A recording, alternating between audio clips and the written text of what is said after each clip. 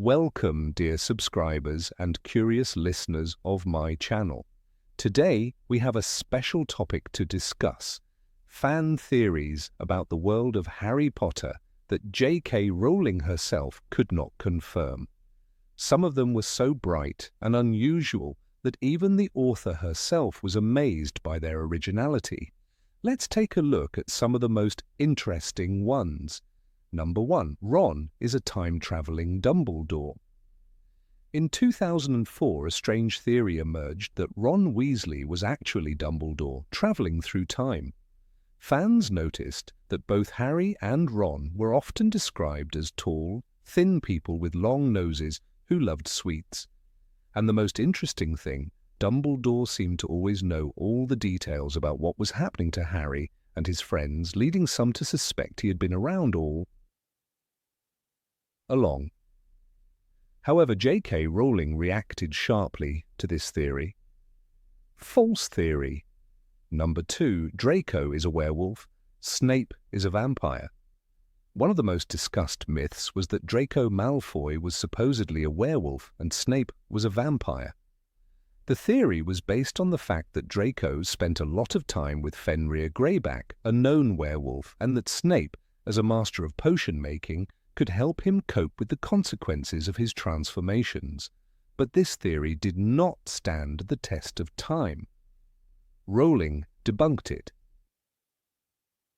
Number 3. Harry made it all up. There was a theory that the entire Harry Potter world was just a creation of Harry's imagination. This version came to fans after they discussed an early draft of the script where Harry, for example, talked to a spider in a cupboard. However, J.K. Rowling reassured everyone that everything happening in the books was real and not just a figment of Harry's imagination. Number 4. Rita Skeeter is J.K. Rowling. Fans proposed the theory that Rita Skeeter, the journalist in the wizarding world, was actually J.K. Rowling herself, hiding under a pseudonym. This is a very strange theory, especially considering that Rowling was born in 1965 and has written many other books, but in the end, it was just a product of fan fiction. Number 5. Fawkes is Dumbledore's Horcrux. Inspired by the mystical nature of Fawkes the Phoenix, some fans suggested that he was actually Dumbledore's Horcrux. This theory went quite far, but J.K. Rowling responded to it with, "The thought that someone believes this saddens me." While Dumbledore might have created a Horcrux, it certainly wouldn't have been Fawkes. Number 6. Harry and Hermione are siblings. Early on, fans proposed the theory that Harry and Hermione were actually brother and sister. They explained it by saying that Hermione knew Harry too well and was there for him in moments when even Ron turned away. However, Rowling soon dispelled this theory, stating that Hermione would have been better off marrying Harry instead of Ron, which essentially confirmed that there were no sibling ties between them. Number 7. Dumbledore and McGonagall were in love. Another popular theory claimed that there were hidden romantic feelings between Dumbledore and McGonagall. However, in 2007, Rowling revealed that Dumbledore was in love with Grindelwald, not McGonagall, which debunked this theory. Number 8. Hermione's parents never got their memory back. Some fans believed that Hermione was unable to restore her parents' memories after erasing them to protect them from the Death Eaters. However, J.K. Rowling clarified that Hermione was able to return her parents' memories and reunite with them in 2007. Number 9. Crookshanks was James Potter's cat. Fans adored Crookshanks, Hermione's clever, almost human-like cat. His uncanny ability to sense trouble, especially with suspicious characters like Sirius Black and Peter Pettigrew, sparked a theory. What if Crookshanks had once belonged to James Potter? After all, his sharp instincts seemed to go beyond the ordinary. He immediately reacted to Sirius's animagus form and showed suspicion toward Ron's pet rat, Scabbers. It seemed like Crookshanks might have recognized the traitor, having once been James's pet. This idea captivated fans who saw him as a silent witness to the betrayal that shattered the Potters. However, J.K. Rowling quickly shut down this theory. She explained that Crookshanks was simply a magical half-cat, half-Kneazle with exceptional intelligence, but he had no connection to the Potters. "He's not linked to them in any way," she clarified. Still, fans couldn't help but imagine how useful Crookshanks could have been as a spy for the Order of the Phoenix. His sharp senses and ability to detect deception would have made him the perfect secret agent in the fight against Voldemort. Though it wasn't true, the idea of Crookshanks as a former Potter pet was a fun twist that added layers to the clever cat's character. Number 10. Hagrid used to be a Death Eater. Yes, even Hagrid was not immune to fan theories. His towering figure, gentle heart, and mysterious past led some to speculate that he might have once been a Death Eater. After all, he had survived the years when Voldemort was in power, and his expulsion from Hogwarts under suspicious circumstances only fueled the theory. Why did Dumbledore trust him so quickly? What secret did he harbour? Some fans even suggested that Hagrid had once served Voldemort, but had been cast out when he chose to switch sides, perhaps trying to redeem himself by aiding Harry. J.K. Rowling was quick to dismiss this theory with laughter, calling it utter rubbish. In an interview, she made it clear that Hagrid would never be capable of committing evil acts. "His soul is one of the purest in history," she stated, emphasizing that Hagrid's loyalty, kindness, and unwavering support for Harry came from a place of deep goodness, not a troubled past.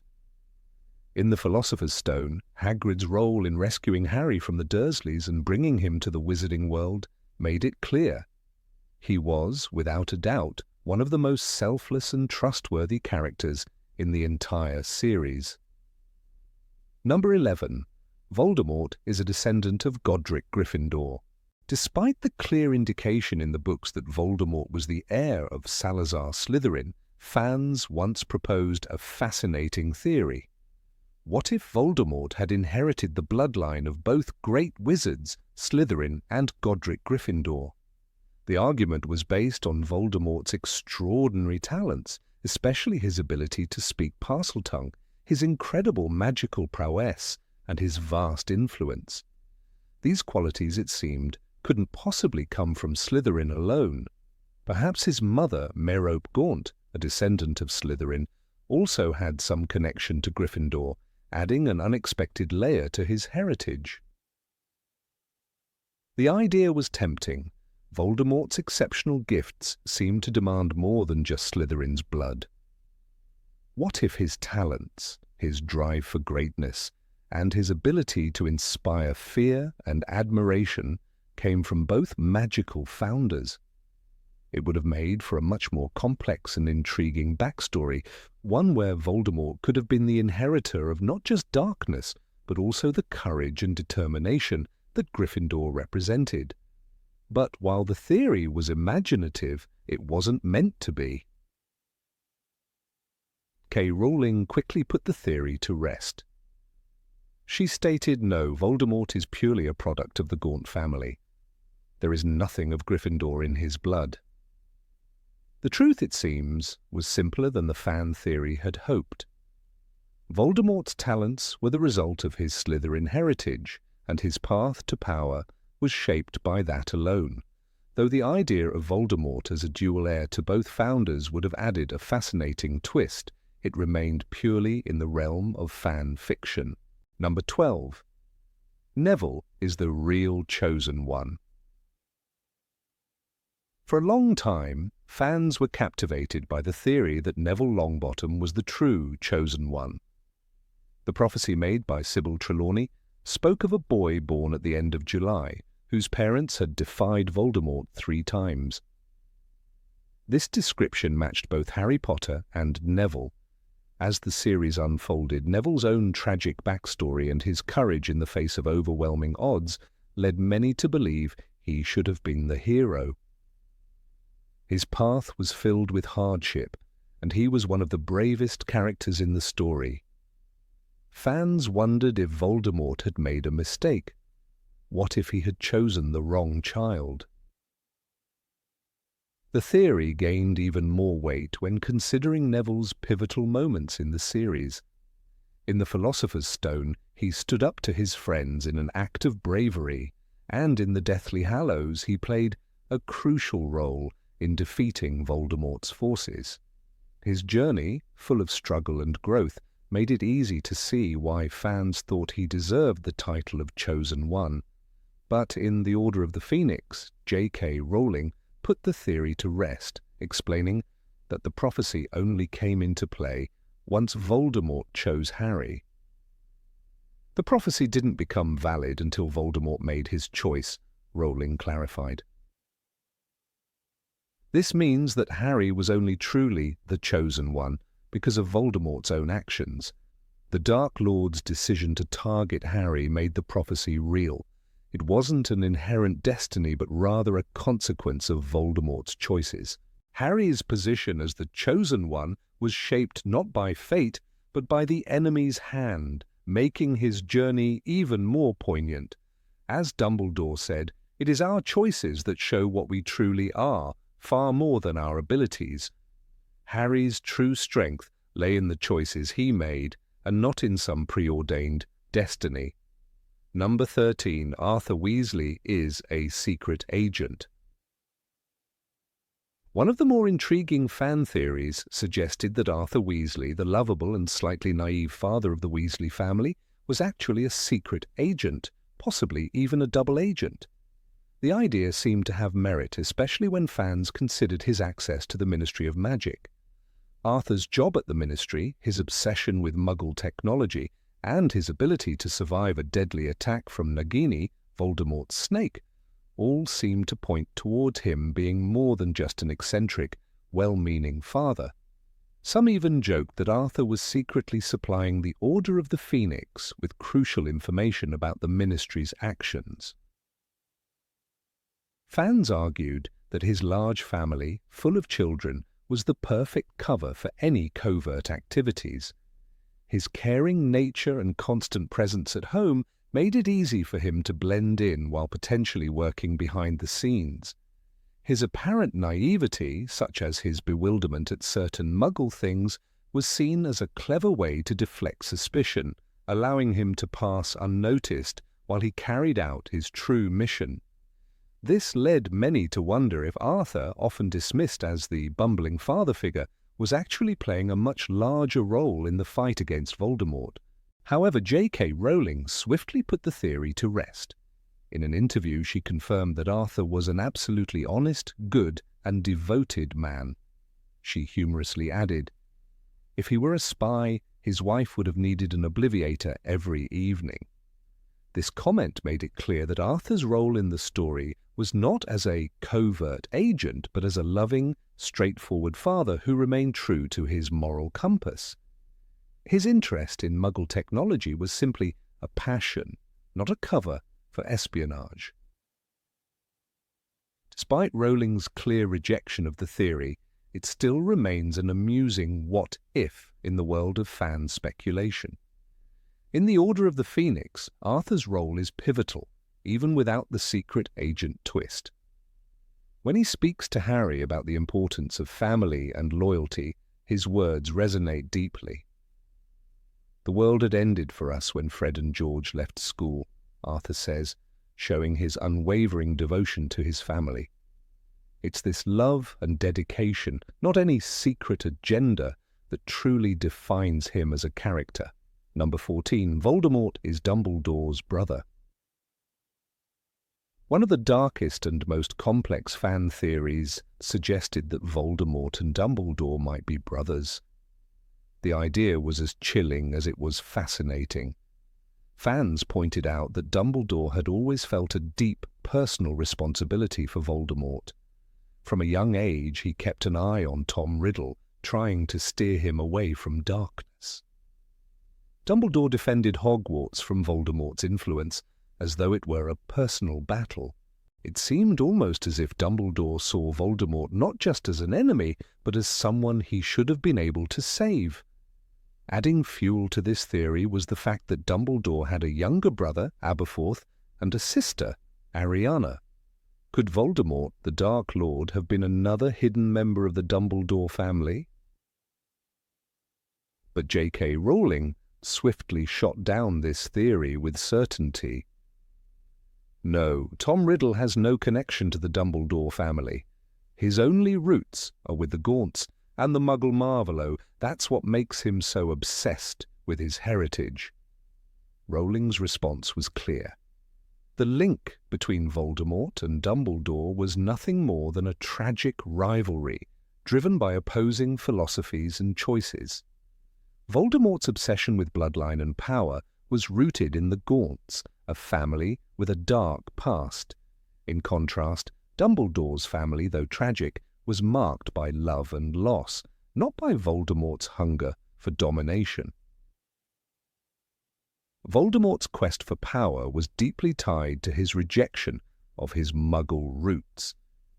In Harry Potter and the Half-Blood Prince, Dumbledore reveals to Harry how Voldemort's obsession with his bloodline began.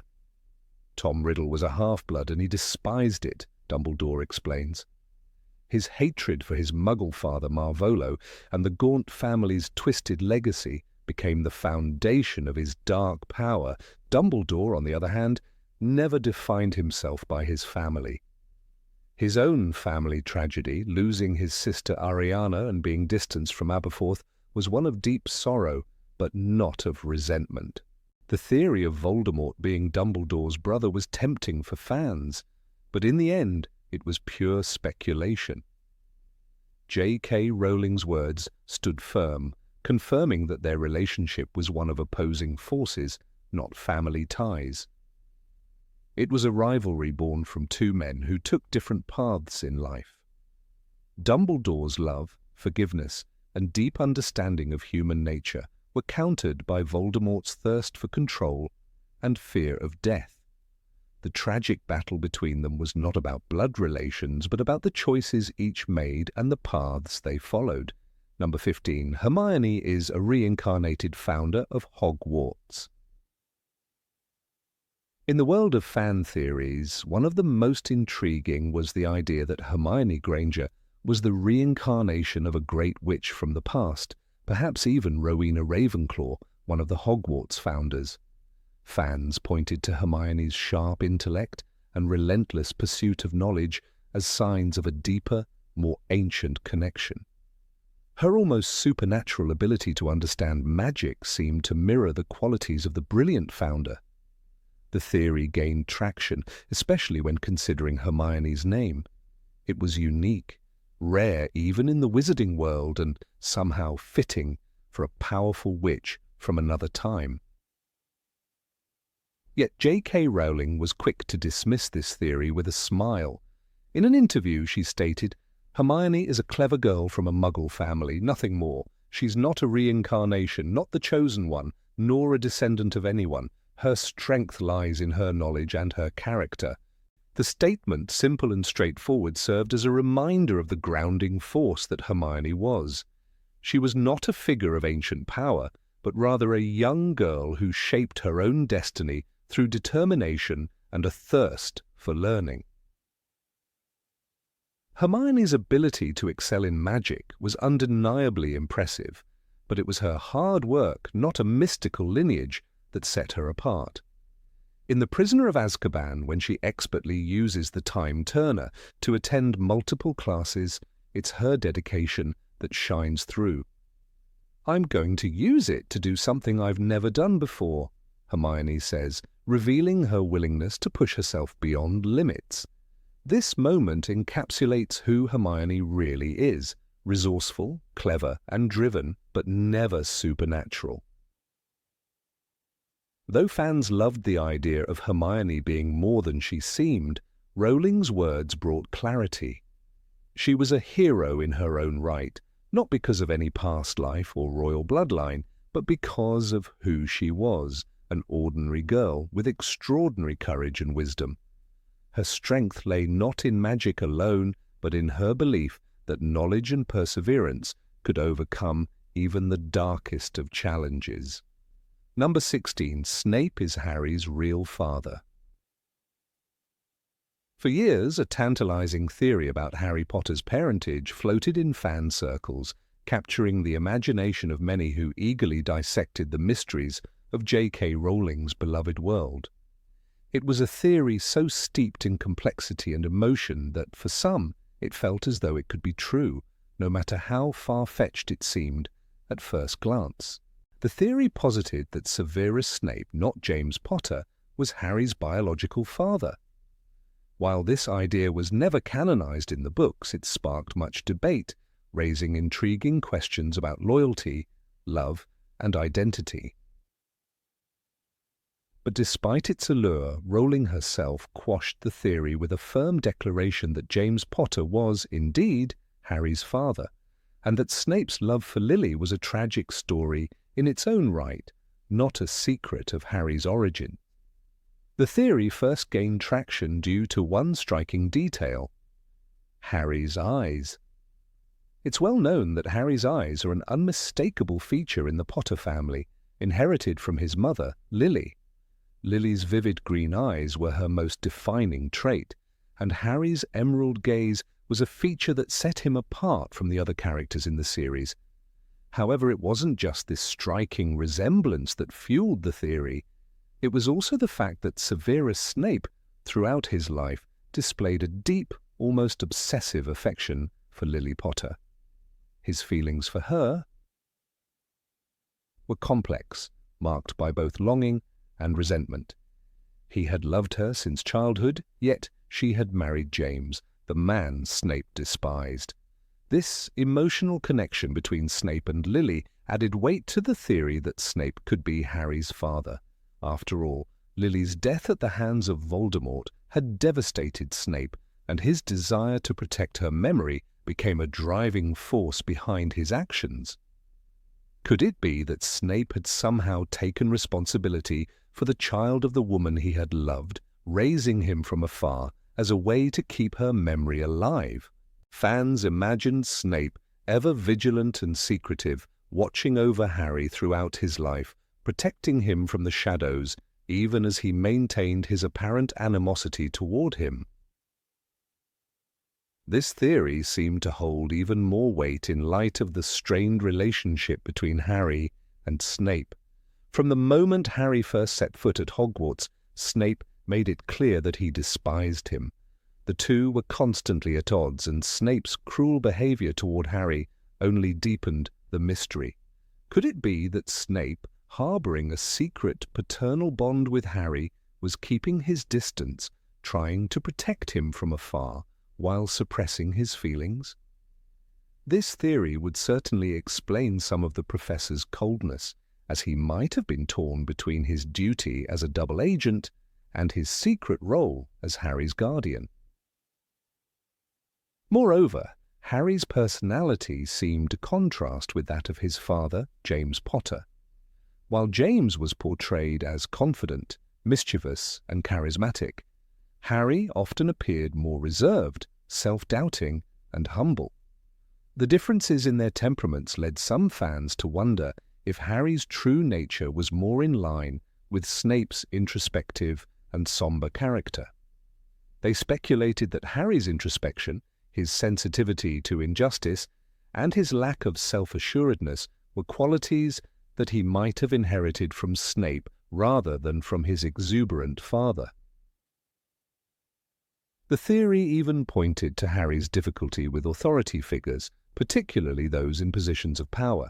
Harry's strained relationship with Snape, who was a figure of authority in his life, mirrored the tension between Harry and other figures, such as Dolores Umbridge. This, fans argued, was indicative of a deeper, more complicated dynamic, one rooted in an unspoken truth about Harry's lineage. Despite the compelling nature of the theory, it was ultimately dispelled by J.K. Rowling herself. In an interview, she made it clear that James Potter was Harry's true father, and that the relationship between Snape and Lily was one of deep, tragic unrequited love. Snape, despite his obsession with Lily, was not Harry's father, but rather a man broken by his past and driven by his feelings for a woman who had chosen another. In the end, Lily's love for James was absolute, and Snape's role in Harry's life was that of protector and complex ally, not father. Rowling's clarification brought closure to a theory that had captivated many fans, but it also highlighted the depth of Snape's character. Snape's love for Lily was a tragedy, not because it was unfulfilled, but because it was a love that defined his every action and haunted him for the rest of his life. It was a love that led him to make the ultimate sacrifice, working as a double agent for the Order of the Phoenix, all while hiding his true loyalties and motivations from those around him.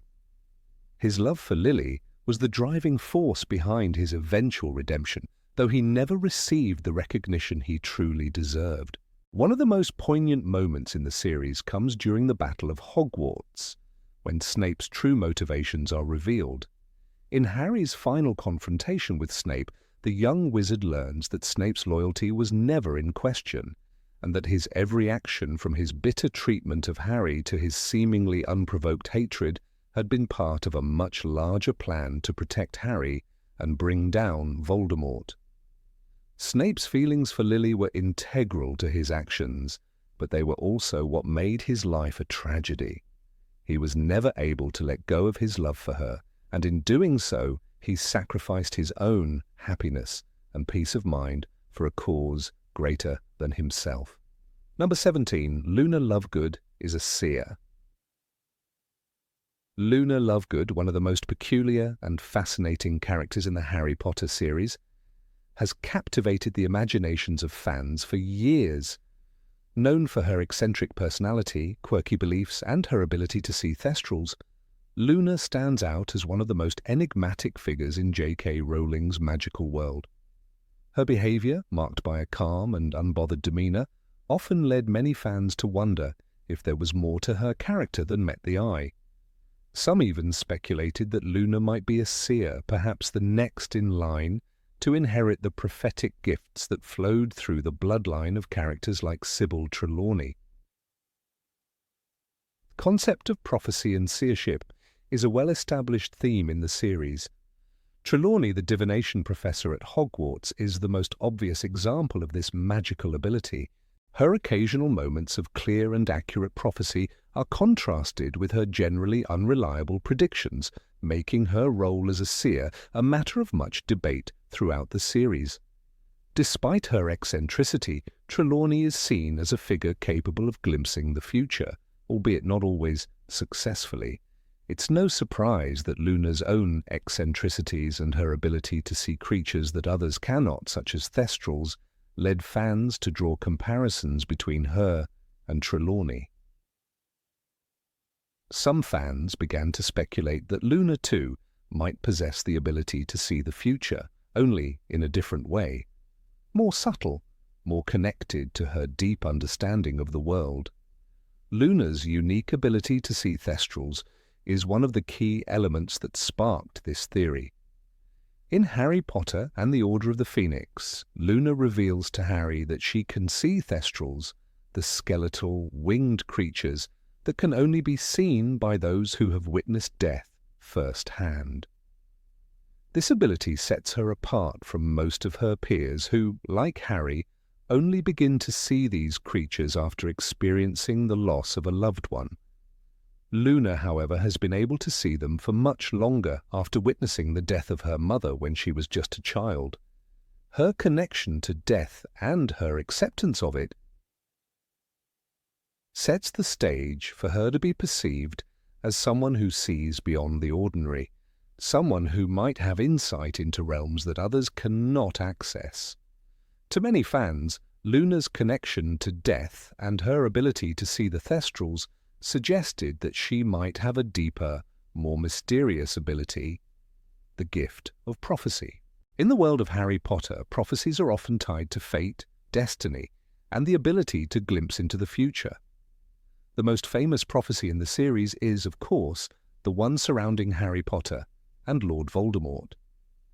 The prophecy made by Sybil Trelawney predicted that the one with the power to defeat the Dark Lord would be born to parents who had thrice defied him. This prophecy, which set the stage for much of the series' events, is an example of how seers in the wizarding world are able to predict major events in the future, often with little understanding of their significance at the time they are made. Fans, noticing Luna's connection to death and her unique ability to perceive things others could not, began to wonder if she might be more than just an eccentric student. Perhaps she had prophetic abilities of her own. However, J.K. Rowling put an end to this speculation when she directly addressed the question of whether Luna was a seer. In an interview, a fan asked Rowling if Luna had the ability to make prophecies, but in her own non-traditional way. Rowling responded by saying that while Luna is indeed a unique character, she is not a seer. Her wisdom and her insight come from her free-thinking nature and her ability to see the world from a different perspective. Luna's ability to see things that others cannot, like Thestrals, is not an indication of some special prophetic gift, but rather a reflection of her unique way of thinking and being in the world. Rowling's response clarifies that Luna's wisdom is not a supernatural gift, but a result of her open-mindedness and the way she processes the world around her. In Harry Potter and the Order of the Phoenix, Luna's attitude toward life is a perfect example of her perspective. While others might be dismayed by the war and the uncertainty that surrounds them, Luna remains calm and accepting of the situation. She has a deep understanding of the world's complexities, yet she does not let those complexities overwhelm her. She's not afraid to speak her mind or believe in things that others consider odd or fantastical, like the existence of crumple-horned snorkax. Her strength lies in her unwavering belief in the value of seeing the world from multiple angles, no matter how strange those perspectives may seem to others. This insight into Luna's character is particularly significant because it challenges the typical narrative of the seer in the Harry Potter series. Prophecies and seers often carry a sense of destiny, as though the future is already written and must be followed. In contrast, Luna's wisdom comes from a more fluid and less deterministic place. She does not possess the ability to predict the future in the traditional sense, nor does she seem to be tied to any grand, predetermined fate. Instead, Luna's gift lies in her ability to think freely, to embrace unconventional ideas, and to look at the world in a way that others might find difficult to comprehend.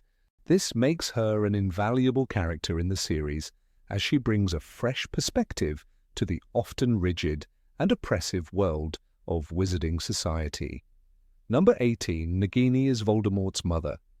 In the world of Harry Potter, fan theories have always had a special place.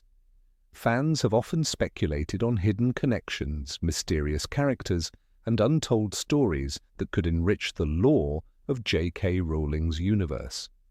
One particularly dark and intriguing theory revolved around the identity of Nagini, Voldemort's loyal serpent. Some fans believed that Nagini was not just Voldemort's pet, but rather his mother, cursed into the form of a snake by dark magic. This theory captivated the imagination of many, especially after the release of the film Fantastic Beasts: The Crimes of Grindelwald, where Nagini was depicted as a woman who had been cursed to transform into a serpent. But despite the intrigue surrounding this idea, J.K. Rowling herself categorically dismissed it, stating that Nagini was never Voldemort's mother, and that the true mother of Tom Riddle died shortly after giving birth to him. This theory, which sparked intense debates among fans, was grounded in the deep mystery of Nagini's character and her close relationship with the Dark Lord. The theory first gained momentum due to the peculiar bond between Voldemort and Nagini. Voldemort, a character who otherwise displayed little affection or care for anything or anyone, shared an unusual connection with this snake.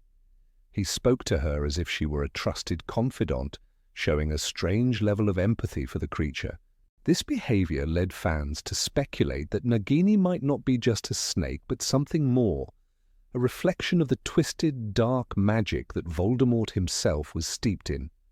Voldemort's obsession with immortality, his willingness to do anything to defy death, and his complex relationship with the Horcruxes further fueled the idea that Nagini could be more than she appeared.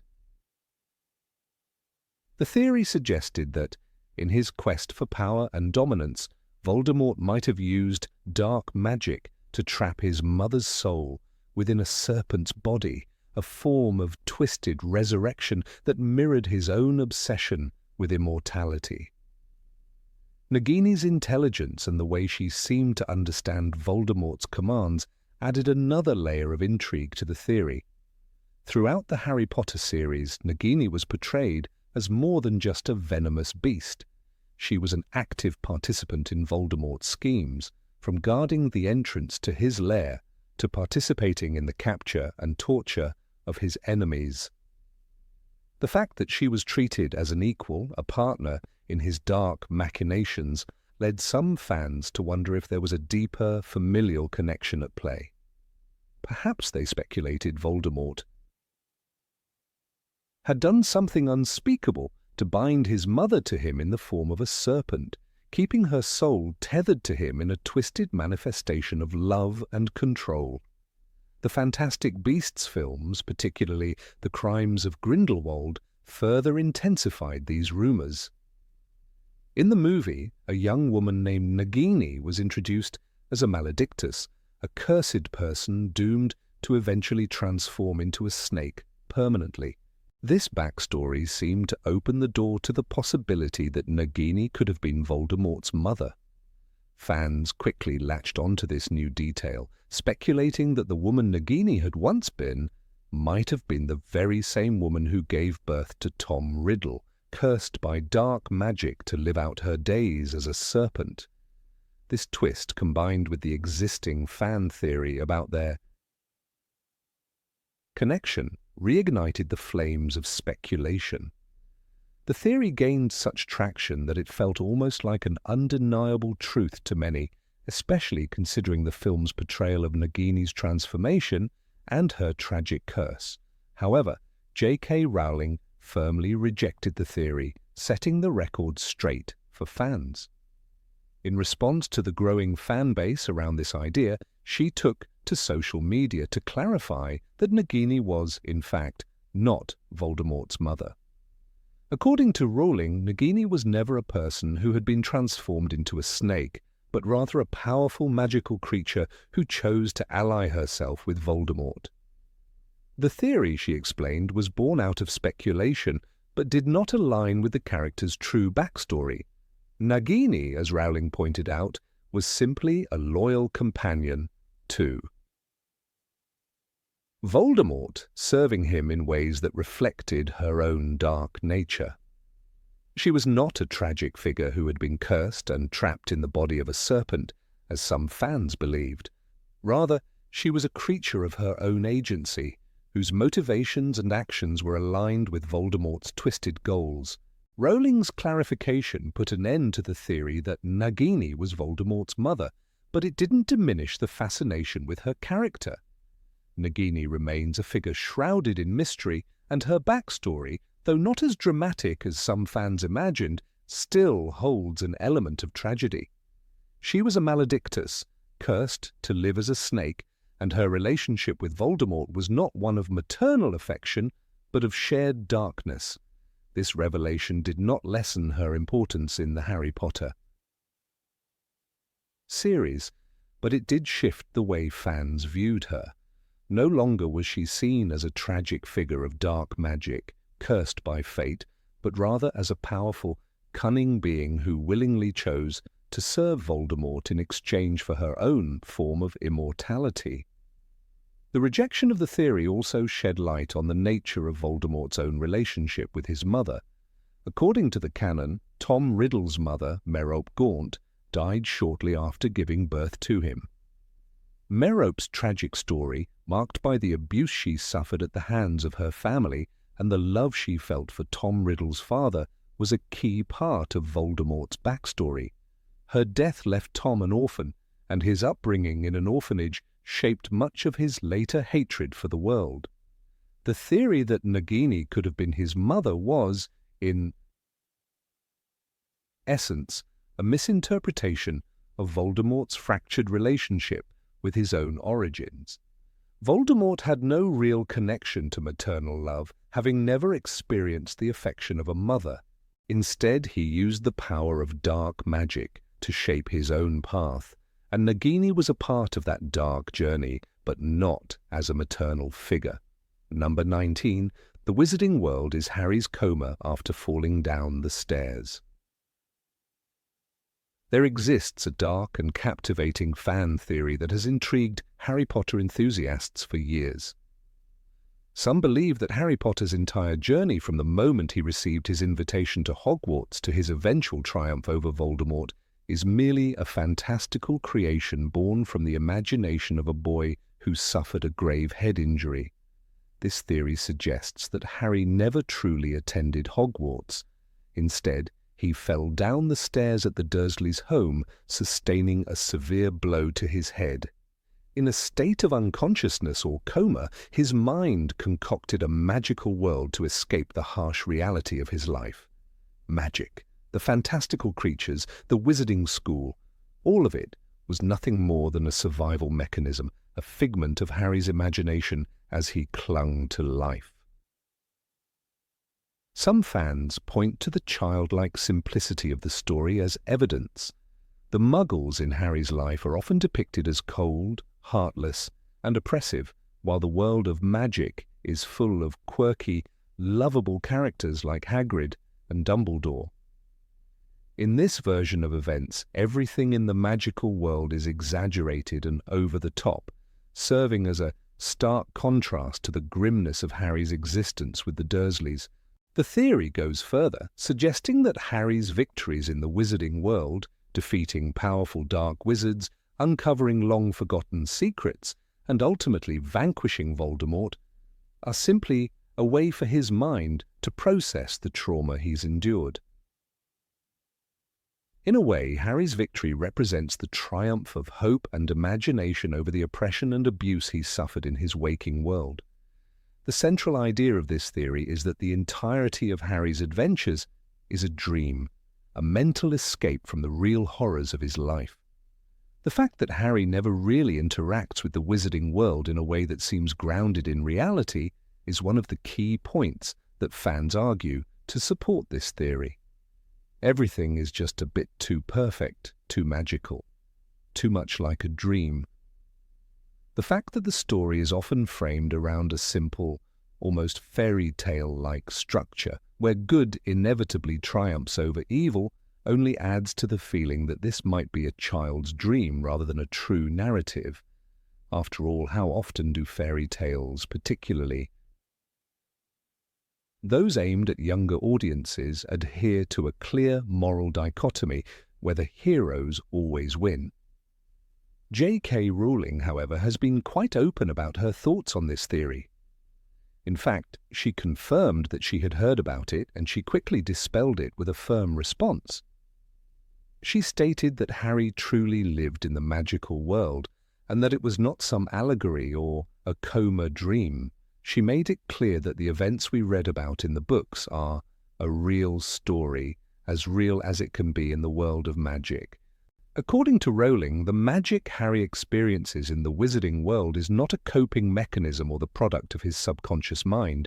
It is a genuine part of the universe she created, an integral element that gives the world of Harry Potter its unique charm and richness.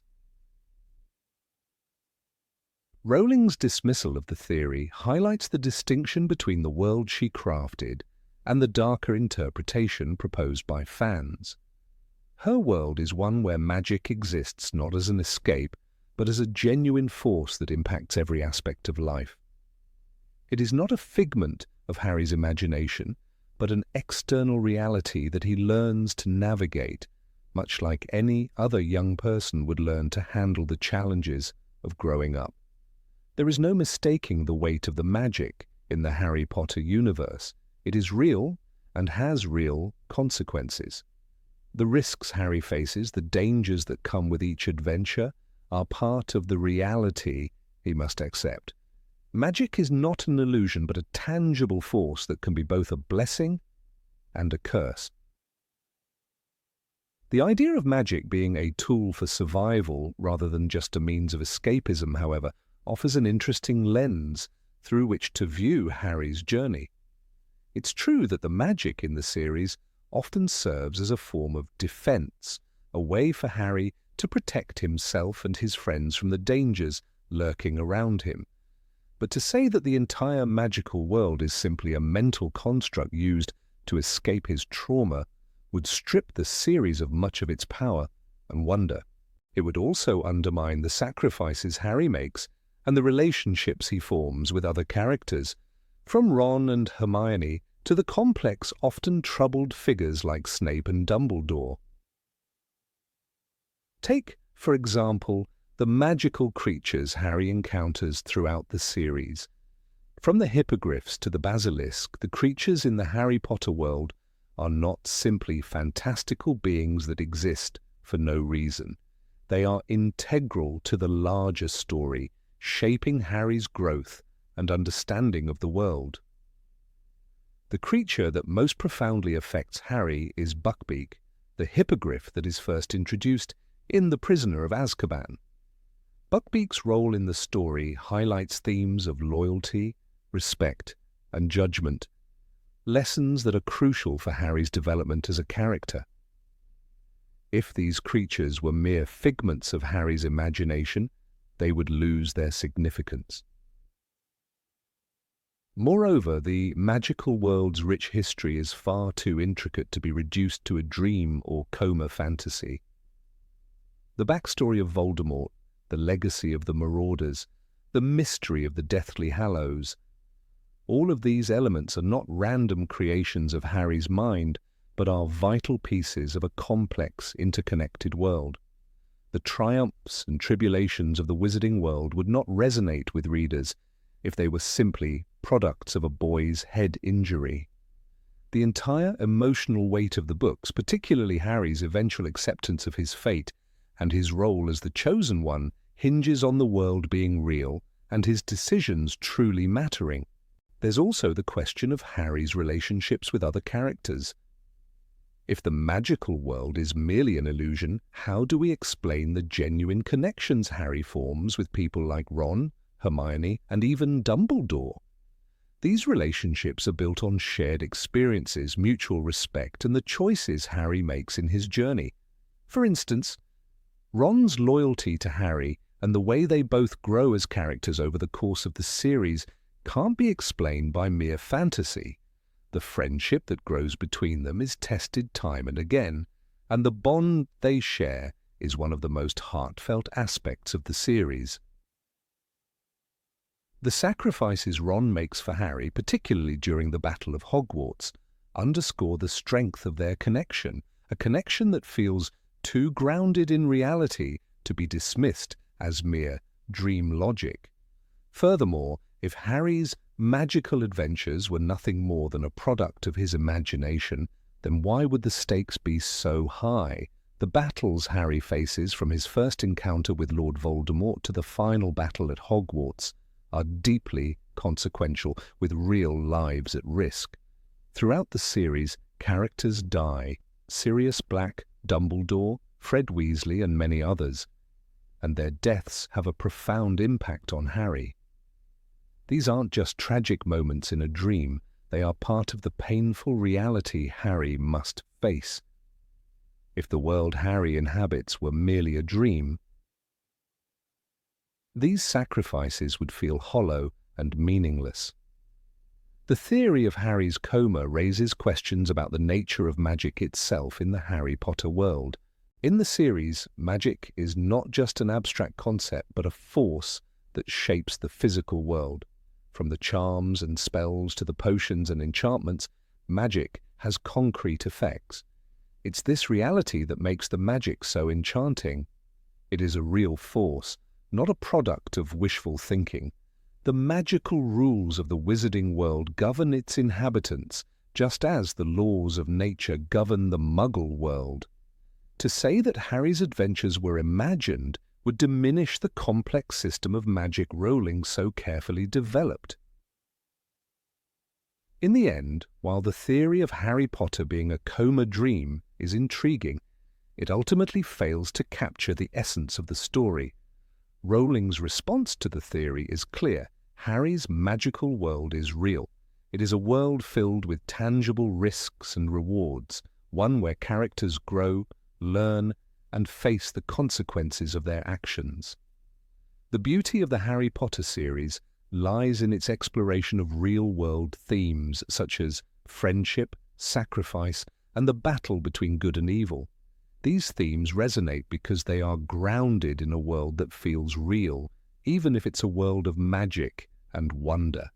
To dismiss it as a coma fantasy would be to ignore the heart of what makes Harry Potter such a beloved and enduring story. Number 20. Sirius Black is still alive. For years, a tantalizing fan theory had swirled around one of the most heartbreaking moments in Harry Potter and the Order of the Phoenix. When Sirius Black falls through the veil in the Department of Mysteries, a sense of finality envelops the moment. For Harry, losing his godfather felt like the culmination of all his grief, the loss of his parents, the loss of the closest thing to family he had left. However, many fans of the series could not shake the feeling that something about this death felt incomplete. Was it possible, they wondered, that Sirius Black hadn't really died, but rather had somehow survived the fall? This theory, born from the tragic scene of his death, quickly gained traction as a sort of whispered hope among fans, an attempt to undo the grief and loss that Rowling had forced upon her readers. The crux of the theory was simple. Sirius Black had survived his fall into the Veil, a mysterious magical gateway that was never fully explained in the books. It was, in the eyes of many fans, not a death sentence, but rather a form of suspension, a liminal space where the laws of life and death could be bent. Perhaps Sirius was trapped in this in-between world, unable to return but also unable to truly leave. Some fans speculated that in this strange purgatory-like existence, he would have watched over Harry, knowing that his godson would need him more than ever in the future, after all. Harry had already lost so much. Was it possible that Sirius's death had been a cruel twist of fate, or was there more to it? The fan theory seemed to gather even more steam after the publication of Harry Potter and the Deathly Hallows. In that final book, Harry uses the Resurrection Stone, a powerful artifact that brings forth the shadows of the dead, to summon the spirits of his loved ones. Among those who appear is none other than Sirius Black. For a moment, Harry is reunited with his godfather, even though the encounter is bittersweet and fleeting. The vision of Sirius, however, is not of a full corporeal person, but instead a shadow, a faint semblance of the man he once was. This moment led many fans to feel that Sirius's death wasn't truly final. The Resurrection Stone, after all, had allowed Harry to briefly see him, as well as his parents. Surely, the theory went, this was a clue, a hint from Rowling herself that Sirius's story was far from over. For these fans, the moment in the Forbidden Forest was more than just a brief encounter. It was the key to unlocking the mystery of Sirius's fate. Harry had been told that the Resurrection Stone only brought back shadows, not the real, living people. But was that all it was? Could it be that Rowling had subtly woven this moment in as an acknowledgement that Sirius had, in some way, returned? That he was watching Harry from beyond the veil, perhaps waiting for the right moment to guide him, or even intervene? The idea of Sirius's survival wasn't simply an idle fan theory.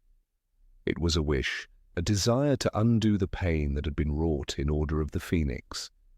Fans saw it as a way of restoring something that had been unjustly taken from Harry and, by extension, from them. How could a beloved character like Sirius Black, who had already suffered so much in his life, meet such a senseless, abrupt end? To many, it felt like an open wound left in the story that had yet to heal. As with most fan theories, the idea of Sirius's return was built on hope. It gave fans a sense of agency, a way to wrestle with the inevitable sorrow that Rowling's work so often introduced. Harry's journey had always been marked by loss, and his relationship with Sirius was perhaps the most poignant of all. Sirius was more than just a godfather to Harry. He was the last connection to the parents Harry had never known, a link to the past that was tragically severed. Fans understandably wanted more time with him. The theory about his survival allowed them to believe that perhaps, just perhaps, they hadn't truly said goodbye. But as with all things in the world of Harry Potter, there are limits to the magic. And in this case, J.K. Rowling made it clear that the story of Sirius Black was meant to end in death, irrevocably so. When confronted with the fan theory directly, Rowling was unequivocal in her response. Sirius is dead, unfortunately. His death was final. Harry lost him forever. The resurrection stone only gives a shadow, not life. There was no room for ambiguity in her words. Sirius's death was not something that could be undone, no matter how much fans might wish for it. He was gone, and there would be no miraculous return. Rowling's response might have seemed harsh to those who had hoped for something different, but in a way it was also a reminder of the harsh realities that the series often presented. Death was a constant theme in Harry Potter, not just as an abstract concept, but as an inescapable fact of life. From the death of Harry's parents to the many tragic losses that occurred throughout the series, Rowling's narrative never shied away from the finality of death. It was part of the broader theme of sacrifice, the idea that the characters who died, especially those who gave their lives in the fight against Voldemort, were truly gone, leaving only memories behind. For Harry, Sirius's death represented a turning point. It was a moment when he had to confront the fact that not all his loved ones could be saved. It was painful, yes, but it was also a vital part of his growth. He had already lost so much over the course of the series, but Sirius's death forced him to confront the idea that there would be no easy way out, no reversal of fate. To dwell in the fantasy of Sirius's survival would only delay Harry's acceptance of the harsh truths of life. At the same time, the resurrection stone scene in Deathly Hallows serves as a bittersweet moment of closure. While it does not bring Sirius back to life, it allows Harry one final connection to his godfather. It provides a moment of comfort, a fleeting reunion with someone who had meant so much to him. But that reunion is not a full restoration. It is a moment that is tinged with sorrow and loss, reminding Harry that the people he loves will always be with him in some form, but they cannot return to the living. It's an emotional acknowledgement of the impact that Sirius had on Harry's life, and a recognition of how Harry's journey would continue without him. In the end, while the fan theory of Sirius's survival was a beautiful expression of hope, it was not part of the canonical truth of the Harry Potter universe. Sirius Black was not meant to return. His death, while tragic, was necessary for the story's emotional arc. And though Harry would carry the memory of his godfather with him, he would have to face the world without him. The finality of Sirius's death, much like the deaths of other key characters in the series, allowed the story to remain grounded in the difficult realities of loss and the enduring power of memory. Rowling's words were a reminder that while hope is important, there are some things in life that cannot be undone. and in that finality there is both pain and growth. Number 21. Slytherins are descendants of vampires. The Slytherin house has always stood at the centre of mystery and intrigue in the Harry Potter universe. Its association with ambition, cunning, and a relentless pursuit of power has made it one of the most captivating and enigmatic of Hogwarts' four houses. But among the many theories that swirl around the dark corridors of this house, one particularly curious and eerie theory has captured the imagination of fans: the idea that the Slytherins are descendants of vampires. This theory began to gain traction due to a confluence of several peculiar traits and traditions associated with the Slytherin house. First, there was the house's affinity for the darker, more mysterious aspects of magic. Slytherins were often portrayed as being particularly adept in the study of potions, a magical discipline that is, by its very nature, associated with experimentation, secrecy, and a hint of the sinister. Potions, after all, were often concoctions with forbidden ingredients and dangerous effects.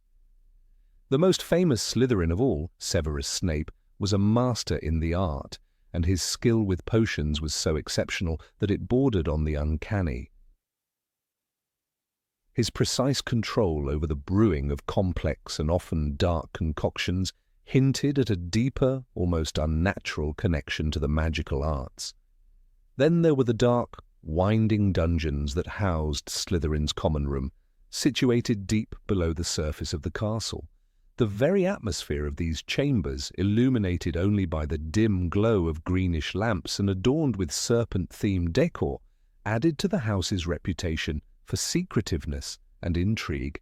It was easy for fans to imagine these dark, damp corridors as the perfect habitat for a breed of creatures who thrived in shadows. The Slytherins, often associated with darkness, became linked to the very concept of the night. Vampires, long known for their nocturnal habits, seemed like a fitting group of creatures to inhabit such a gloomy and mysterious place. Furthermore, the house emblem, the serpent, was a key piece in this theory. Serpents, much like vampires, are symbols of danger, allure, and predation. Their sinuous movements, their cold, calculating nature, and their venomous bite made them the ideal representation of a house that prided itself on its cunning and ambition. The idea that these serpents might not just be metaphorical, but instead literal vampires was an appealing one for many fans. The theory gained further weight when considering some of the most iconic characters within Slytherin House. Tom Riddle, later known as Lord Voldemort, was one of the house's most notorious alumni. As a young man, Riddle was known for his unsettling charm and cold demeanor, traits often associated with vampires in literature. His ability to manipulate those around him, his obsession with immortality, and his use of dark magic, particularly the creation of Horcruxes, made him seem like the perfect Gothic villain, almost too perfect to be a mere mortal. The very idea of a future Dark Lord emerging from Slytherin seemed like the perfect backdrop for a vampire narrative. Before the release of Harry Potter and the Half-Blood Prince, many fans believed that Severus Snape himself might be a vampire, or at least part of a long bloodline of vampire descendants. Snape's sallow complexion, cold demeanor, and the way he seemed to lurk in the shadows only fueled this idea.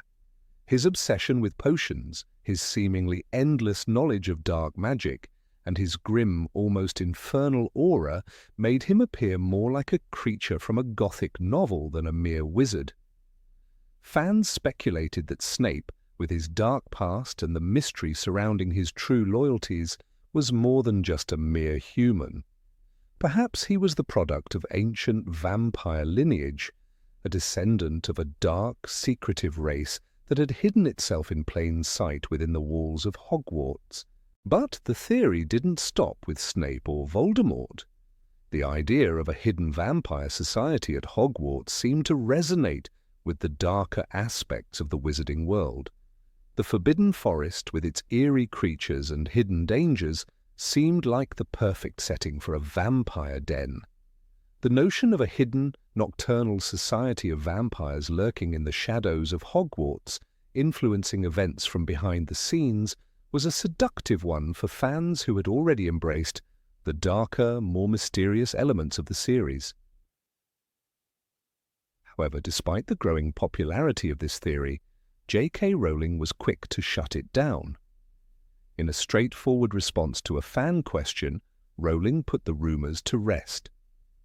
"There is no connection between Slytherin and vampires," she stated bluntly. "Vampires exist in my universe, but they stand apart. They do not attend Hogwarts." This answer was clear, and it seemed to reject the idea that Slytherins were anything other than a group of witches and wizards with a particular set of traits. There was no hidden vampire lineage, no dark undercurrent of undead creatures lurking beneath the surface of Slytherin House. Rowling's response was simple and definitive. She had always maintained that while there were many types of magical creatures in her world, vampires were a distinct group. They were not students at Hogwarts, and they had their own place in the magical hierarchy. Vampires were not part of the house's legacy or the bloodline of its students. While some fans might have preferred a more complex answer, Rowling's straightforward denial served to close the door on the vampire theory once and for all. Nevertheless, the idea of a vampire connection to Slytherin remains a popular one among fans. For some, the notion of a hidden vampire aristocracy at Hogwarts adds an extra layer of intrigue to an already mysterious house. The idea that Slytherin's dark reputation might have been built on something as ancient and otherworldly as vampirism only enhances the house's allure. It offers a tantalizing what-if that fans can explore in their own stories and theories, despite Rowling's official stance. For many, the idea of a ball of vampires in the Slytherin dungeons, dancing beneath the eerie glow of green lamps, is too captivating to let go. It's a vision that taps into the darker, more gothic elements of the Harry Potter universe, a universe where the boundaries between the natural and the supernatural are often blurred, and where the line between reality and fantasy can sometimes be impossible to draw. In the end, the theory about Slytherin's vampire ancestry may have been debunked by Rowling, but its legacy lives on in the hearts and minds of the fans. It is a testament to the enduring appeal of the Harry Potter series that even the most unlikely of theories can spark such passionate discussion and speculation. And who knows, perhaps in a universe as rich and expansive as that of Harry Potter, the door to new mysteries is never fully closed. Number 22, Horcruxes can be made without murder. In the magical world of Harry Potter, there are few concepts darker than that of the Horcruxes, these dark magical objects where a wizard or witch splits their soul to obtain immortality became the central point of Voldemort's obsession with survival.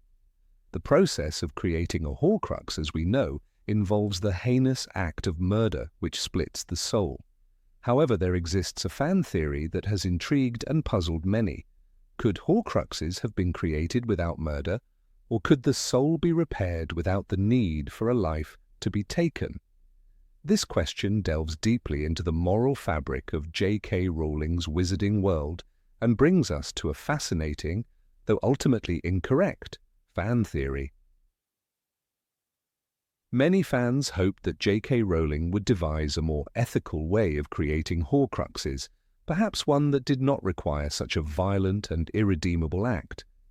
The theory that emerged suggested that maybe Voldemort had misunderstood the process, or perhaps there was a way to divide one's soul without committing murder. Could it be that intention, rather than the act itself, determined the creation of a Horcrux?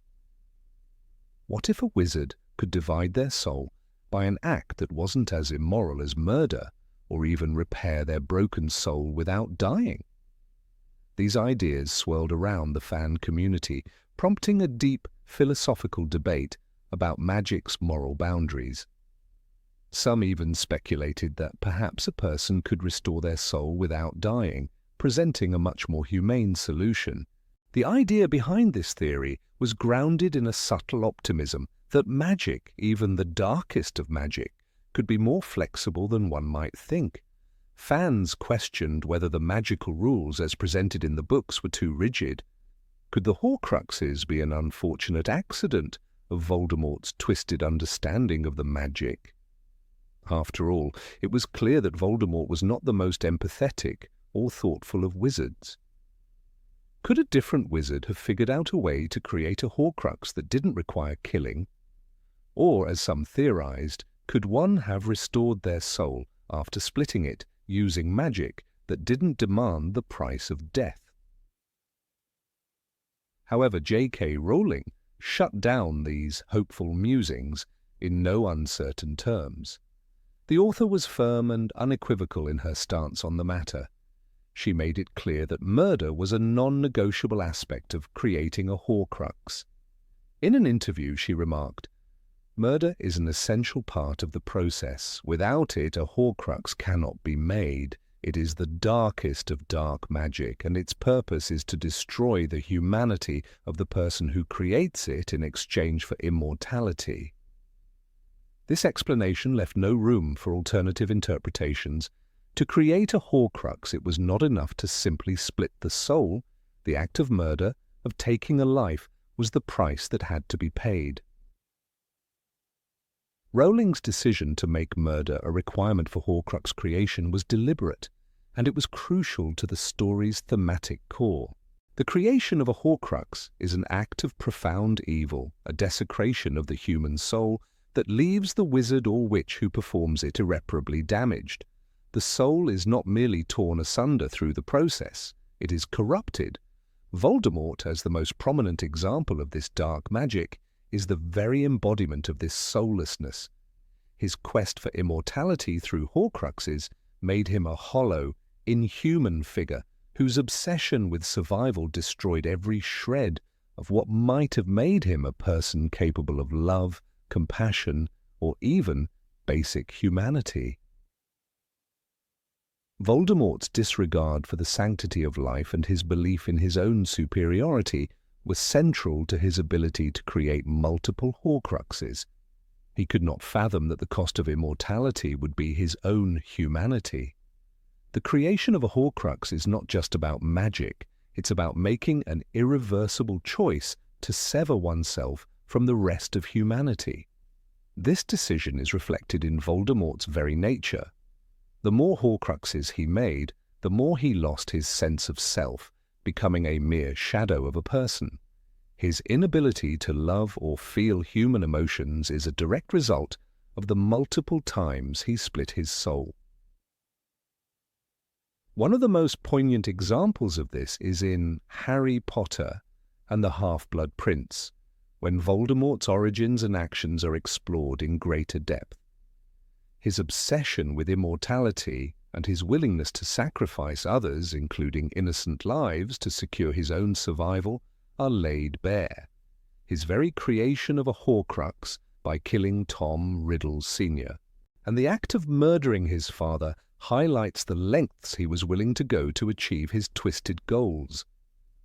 Voldemort's fractured soul, scattered across various objects, underscores the cost of his immortality. In the end, he is less a man and more a series of broken fragments, a horrifying visual metaphor for the consequences of his actions.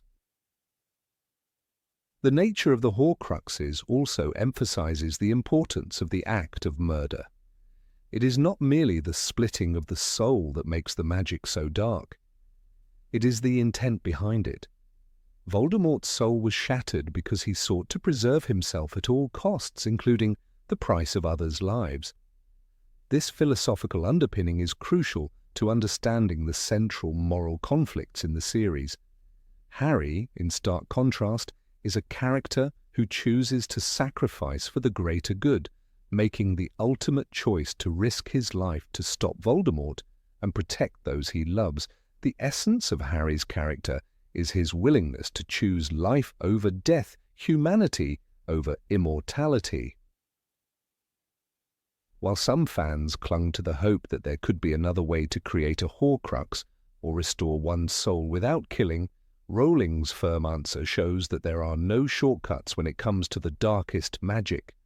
Voldemort's path was one of destruction, not only of the lives he took, but also of his own soul. This tragic, irreversible path is what makes his character one of the most dangerous figures in the wizarding world. Yet it is also important to note that Rowling's world is filled with examples of magic that does not demand such high prices. Healing magic, for instance, exists as a way to restore and protect, not harm. Throughout the series, characters such as Madame Pomfrey and Professor Snape use magic to heal and protect life, counteracting the violence that Voldemort inflicts upon the world. In this sense, Rowling presents a contrast. There is magic that heals, and there is magic that destroys. The idea of healing or restoring one's soul without causing death or irreversible harm is an intriguing notion that goes to the heart of the magical world's moral code. Would it be possible, as fans wondered, for a different kind of wizard to restore their soul or perform a Horcrux without such violent consequences? Could there have been a way to divide the soul and repair it without losing one's humanity in the process? While this remains an unanswered question within the magical universe, Rowling's answer makes it clear that the very nature of the Horcruxes is meant to be a cautionary tale. It is a lesson in the cost of obsession, in the price of immortality, and in the moral consequences of choosing to destroy oneself in the pursuit of eternal life. Ultimately, the tragic fate of Voldemort and the philosophical underpinnings of his magic show us that there are no easy paths to immortality. The act of creating a Horcrux, as dark and horrific as it is, cannot be sidestepped. It is a brutal choice made by a wizard who, in his pursuit of power and survival, loses everything that makes him human. And in this, Rowling's message is clear. The cost of immortality is not just death. It is the loss of everything that defines us as human beings. Number 23. Petunia is a suppressed witch. For years, fans of the Harry Potter series have speculated on one fascinating theory. What if Petunia Evans, Lily's sister, was actually a hidden witch, someone with untapped magical potential who simply never received the letter from Hogwarts? This theory was compelling because, on the surface, it seemed to fit well with several key aspects of Petunia's character. Throughout the series, Petunia is often seen showing a particular awareness of magic, an unusual curiosity about the wizarding world, and an almost palpable jealousy toward her sister Lily, who was a witch. Fans could point to certain moments in the books and films that made this theory seem almost plausible, cementing Petunia as a tragic figure in the magical world.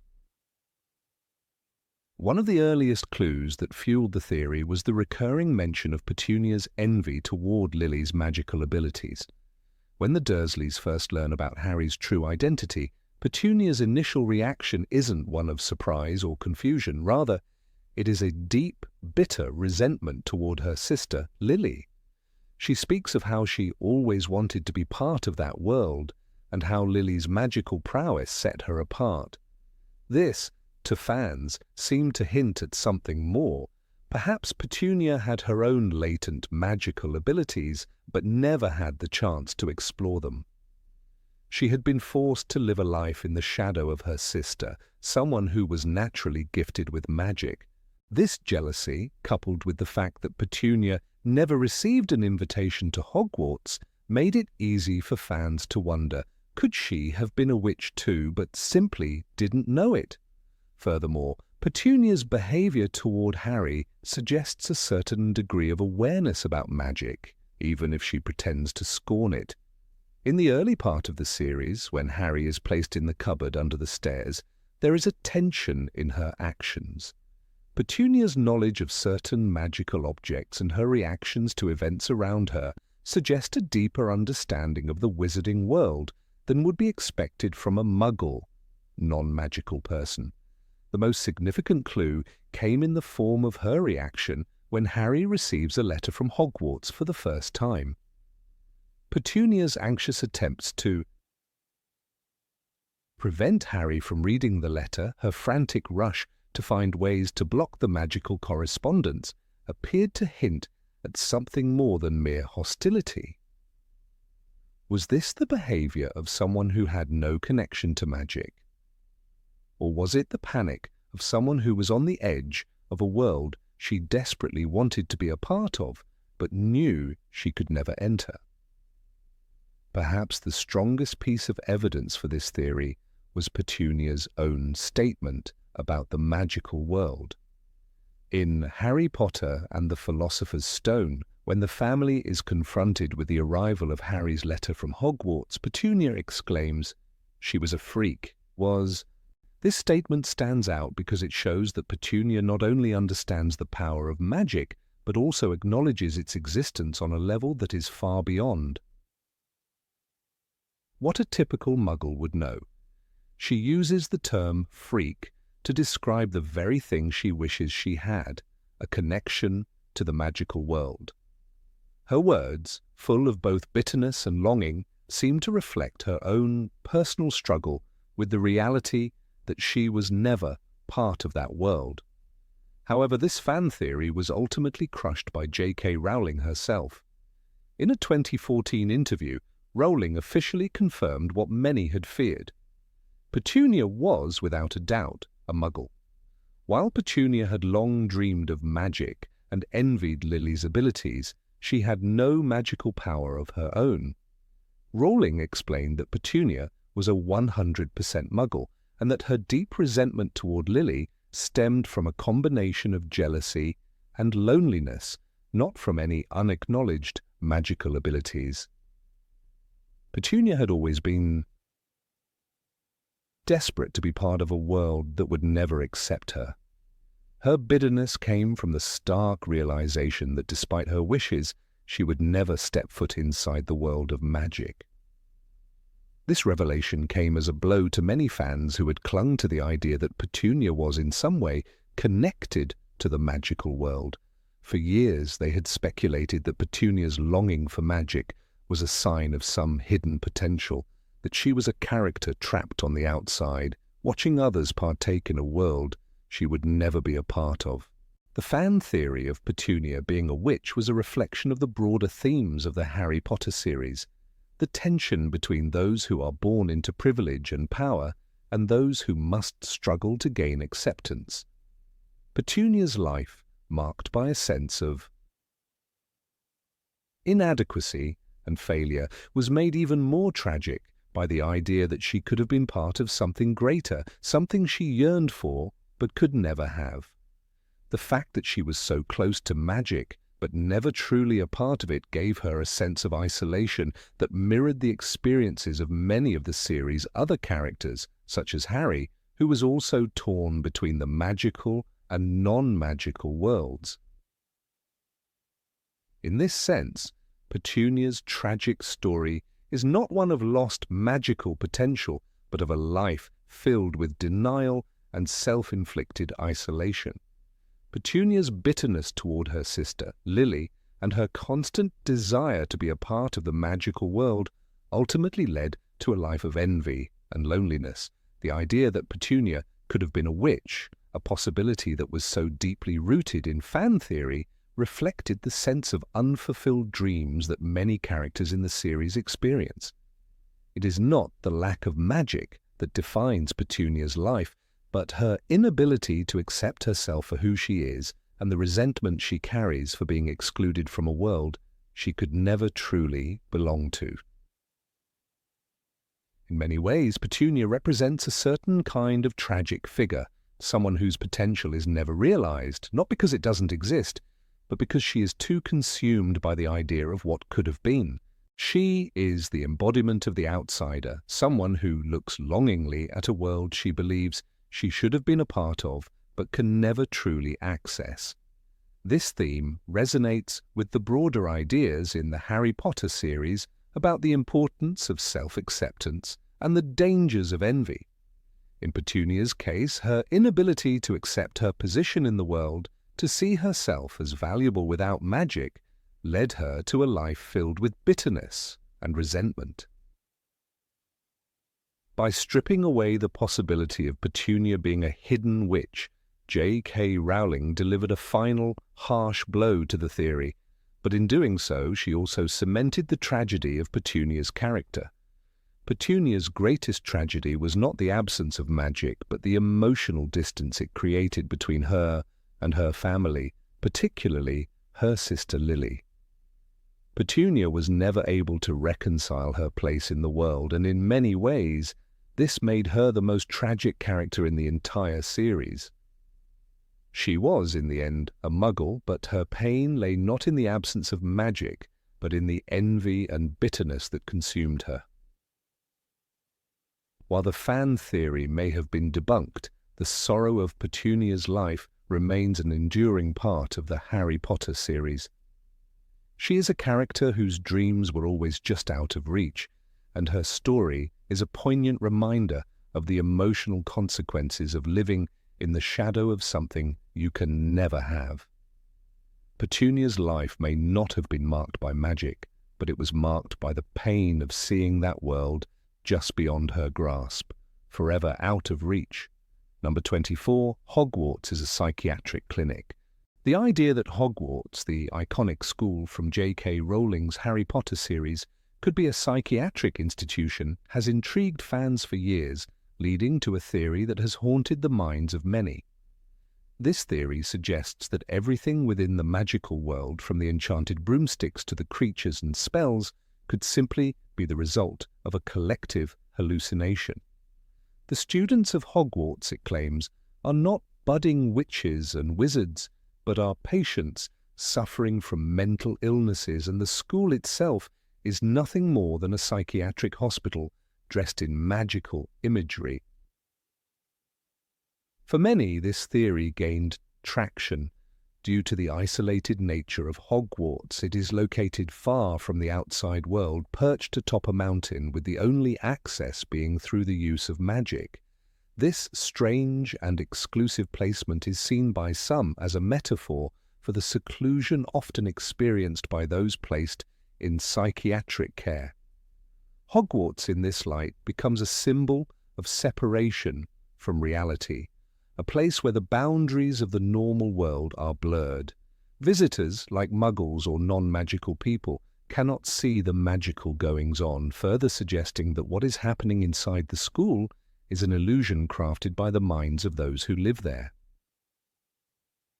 To further support this theory, fans pointed to the peculiarities of Hogwarts itself.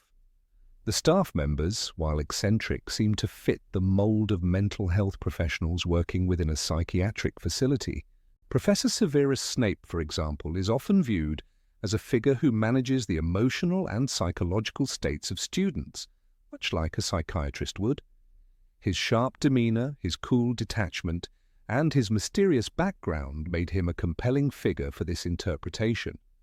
His role as the potions master and head of Slytherin House, a position that requires control over the behavior of students, aligns closely with the figure of a clinician working in a psychiatric hospital, overseeing the well-being of patients who struggle with various conditions.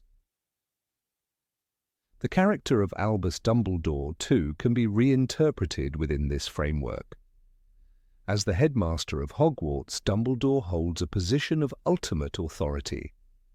His wise and compassionate demeanor, though beloved by many, can also be seen as the head physician, guiding the students through their personal struggles. The responsibility he carries over the entire school seems to mirror that of a hospital director, tasked with ensuring that the delicate balance of this strange place is maintained. The nurturing aspect of Dumbledore's character, his constant protection of the students, and his ability to give direction in times of crisis serve as key aspects of this interpretation, painting him as the metaphorical chief doctor who works to heal the troubled souls within the walls of Hogwarts. For many proponents of the theory, the bizarre nature of magical creatures such as house elves and hippogriffs only strengthens the argument. These creatures, with their odd characteristics, could be seen as the products of patients' delusions or fantasies. The house elves, bound to serve wizards and forced into servitude, are often interpreted as representations of a distorted view of the world. In a psychiatric context, they might symbolize patients' fractured perceptions of control, identity, and self-worth. The hippogriffs, majestic yet dangerous, could represent the emotional volatility experienced by those with certain disorders, magnificent and awe-inspiring on the surface, but capable of sudden and violent outbursts. The magical elements in the series, such as spells and potions, take on a new light in this interpretation. They are not genuine manifestations of magic, but rather the hallucinations of the students who have suffered from various forms of mental illness. The magic, in this context, serves as a metaphor for the coping mechanisms that individuals with psychological struggles often create for themselves. The spells, the enchantments, and the bizarre happenings that regularly occur at Hogwarts are viewed not as extraordinary feats of wizardry, but as the symbolic gestures of minds that are attempting to deal with overwhelming and unfathomable emotions. Moreover, the very structure of Hogwarts, where students are sorted into houses based on their personality traits, can be seen as a form of psychological profiling. The sorting hat, which chooses the house for each student, could be interpreted as a metaphor for the diagnostic process in mental health, where individuals are assessed and placed into categories based on their psychological profiles. Each house represents different aspects of the human psyche: Gryffindor for courage, Slytherin for ambition, Ravenclaw for intelligence, and Hufflepuff for loyalty, highlighting the diverse range of mental states that individuals might experience. The deep connection between the students and their magical abilities provides further fodder for the theory. Harry Potter himself, often portrayed as the protagonist of the story, is seen through this lens as a boy who has suffered from severe trauma, beginning with the death of his parents and continuing with his struggles against Lord Voldemort. His journey through Hogwarts is interpreted as a path of recovery, with his magical abilities symbolizing his efforts to overcome his inner demons and the trauma that haunts him. Harry's connection to his friends, his complex relationship with authority figures like Dumbledore, and his ever-growing sense of responsibility for the fate of the wizarding world are seen as manifestations of the process of self-healing. Even the dark forces in the Harry Potter universe, figures like Lord Voldemort, Bellatrix Lestrange, and the Death Eaters, can be viewed as representations of mental illness in the form of dangerous psychological breakdowns. Voldemort's obsessive need for power and his disregard for human life can be interpreted as signs of extreme narcissism, paranoia, and delusion. His quest for immortality, his inability to form real human connections, and his reliance on fear and manipulation to control others are all elements of the story that align with common symptoms of personality disorders and deep-seated trauma. However, despite the compelling nature of this theory, J.K. Rowling has consistently dismissed it as a product of fan imagination. In a measured yet firm response, Rowling stated, "This is fiction. Hogwarts is a real school for wizards, not a metaphor for a psychiatric clinic. It's a place where talents are nurtured, not where they're treated." Rowling's rejection of the theory emphasizes her belief that the magical world of Hogwarts should be seen as an authentic creation in its own right, an institution where magic is not only real but vital to the character's growth and development. Rowling's words highlight the essence of what makes Harry Potter so captivating. The world she created, with its unique magic and rich mythology, is not intended to be a metaphor for mental illness or psychological distress. Instead, it serves as a metaphor for empowerment and self-discovery. The journey of each character, from Harry's transformation from an orphan to a hero, to Hermione's struggle for acceptance in a male-dominated world, to Neville's path to courage, reflects the process of overcoming adversity and finding one's place in the world, be it through magic or in the face of real-world challenges. Despite Rowling's clear stance, the theory continues to thrive in certain circles, driven by its intriguing psychological framework and the way it reinterprets the events and characters of the Harry Potter universe. Whether seen as an alternate reality or a deliberate reading between the lines, the idea that Hogwarts represents a psychiatric institution provides a fascinating lens through which to examine the beloved story, showing how fan theories can take on a life of their own, evolving and expanding far beyond the original intent of the author. While the truth of Hogwarts will always remain rooted in the world of magic and wonder, the power of imagination ensures that even the wildest theories, no matter how firmly rejected, will continue to shape and inspire discussions for years to come. Number 25. Filch became a squib due to a magical accident. Argus Filch is a character who has always seemed just a little out of place in the world of magic. He is a squib, a non-magical person born into a magical family, a condition that inherently isolates him from the very essence of the wizarding world. But the reason behind his squib status was a topic that sparked intense speculation among fans of the Harry Potter series. Some proposed an intriguing and somewhat tragic fan theory that Filch's condition wasn't due to simple birthright, but the result of a failed magical experiment during his childhood. This theory, captivating as it may be, was eventually debunked by J.K. Rowling herself.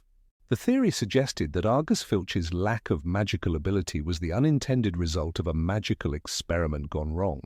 According to this fan theory, Filch had once been part of an experiment aimed at enhancing magical powers or altering the very nature of magic itself.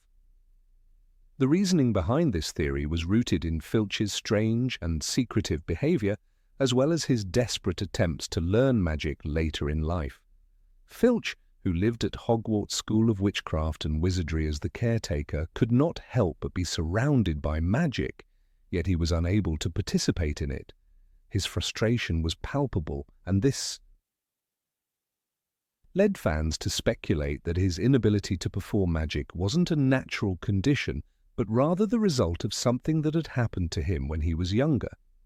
The fan theory gained traction as people pointed out various clues throughout the books that seemed to support it. In Harry Potter and the Philosopher's Stone, for example, Harry finds a collection of letters that Filch had written in an attempt to learn magic. These letters revealed that Filch had long harbored a desire to break free from the limitations of being a squib, and that he had actively sought out ways to learn the craft he was denied. It was believed that the attempt to learn magic could have been part of some sort of desperate experiment or even a spell gone wrong, and this failure had resulted in his permanent squib status. Furthermore, Filch's connection to magical objects was another piece of the puzzle. He was often depicted as having an almost supernatural awareness of the corridors and rooms of Hogwarts. His ability to seemingly sense the activities around him in the castle raised eyebrows. Many fans interpreted this as an indication that Filch's squib status wasn't natural, but rather the consequence of some magical accident. Could his heightened sensitivity to the magical world be the result of failed or incomplete magical enhancements, giving him a unique connection to magic, despite his inability to wield it? Fans also pointed to his role as Hogwarts caretaker, a position that allowed him to be near the magical artifacts of the school. Filch's odd affinity for these objects, coupled with his desire to learn magic, created a compelling narrative that he might have been subjected to some form of experimentation. This, fans theorized, could have been an early magical procedure to imbue non-magical people with magical powers, and Filch's lack of success with it made him a squib as a result. In addition, Filch's bitterness and resentment toward the magical students at Hogwarts only added fuel to the theory. He often scowled at the students with their obvious displays of magical ability, making it clear that he resented the fact that they had what he could never have. This tension created a sense of sympathy for the character, as readers could almost feel his pain as he watched others perform magic while he remained powerless. Filch's inability to ever fully integrate into the magical community, despite being born into it, was tragic in its own way, and many fans felt that it stemmed from a failed experiment that left him with a permanent scar. Despite the plausibility of this theory, J.K. Rowling ultimately dispelled it in a definitive statement on Pottermore. In her response, she clarified that Filch was indeed a squib by birth, and that his condition was not the result of any accident or experiment. "Filch is a squib by birth," Rowling wrote. "He was born into a magical family, but he has no magic himself. This is not the result of any incident or experiment." This revelation put to rest the idea that Filch's squib status had a darker, more complicated origin. Filch's situation was simply a result of genetic chance. He was a squib from the very beginning. This statement by Rowling came as a surprise to many fans who had invested so much in the fan theory about Filch's mysterious condition. The idea that Filch's squib status was the result of a magical experiment had provided an emotional layer to his character. It gave him a tragic backstory, one that made him a victim of something larger than himself. However, Rowling's clarification removed that element of victimhood from Filch's character. He was simply born into a magical world that he couldn't fully partake in. This stripped him of the tragic, experiment-driven backstory and instead emphasized the randomness of his condition. While the fan theory was officially debunked, it did give readers a deeper understanding of Filch's character. The speculation surrounding his squib status allowed fans to explore the nuances of his personality and his deep-rooted frustration with his inability to perform magic. It created an image of a man who was desperate for acceptance and who envied the magical abilities of the students around him. This theory, though ultimately false, gave rise to a more sympathetic view of Filch, who otherwise might have remained a rather unremarkable character in the background of the story. Filch's character remained an important part of the Hogwarts staff, his bitter and often mean-spirited personality serving as a foil to the warmth and charm of other characters. His relationship with the students was fraught with tension, and his role as the caretaker of the school, a position of authority, made his squib status even more poignant. In a world where magic was the defining feature of a person's identity, Filch was forever an outsider, someone who was forced to live in the shadows of others' abilities. His interactions with the students, especially Harry and his friends, often served as a reminder of the deep divide that existed between the magical and non-magical worlds. Despite his bitterness, however, Filch's role in the series is far from insignificant. His character, while providing moments of levity and conflict, also served to highlight the complexities of the magical world. The existence of squibs like Filch raised important questions about the nature of magic and the social structures that it created. Filch, as a squib, was a person caught between two worlds, too magical to be considered a true muggle, but too non-magical to fully belong to the wizarding community.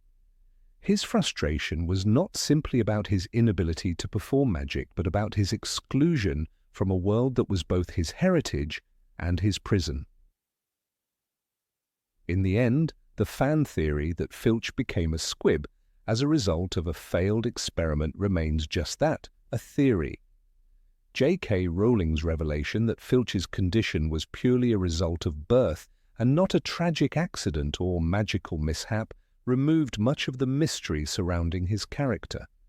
However, the fan theory was valuable in that it sparked important discussions about the nature of squibs and the emotional complexities of living in a world that is defined by magic. Filch's journey, despite being one of exclusion and bitterness, is a poignant reminder of the ways in which the wizarding world, with all its magic and wonder, can also be a place of deep division and unspoken pain. Number 26, Albus Severus will become a dark wizard.